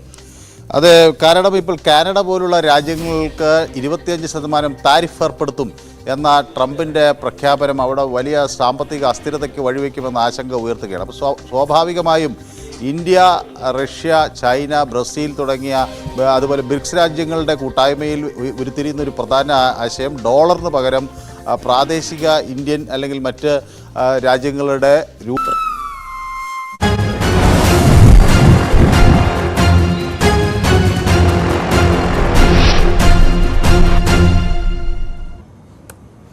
സ്വാഗതം. ന്യൂസ് ട്രെൻഡ്സ് ആരംഭിക്കുകയാണ്. ആദ്യം തലക്കെട്ടുകൾ നോക്കാം.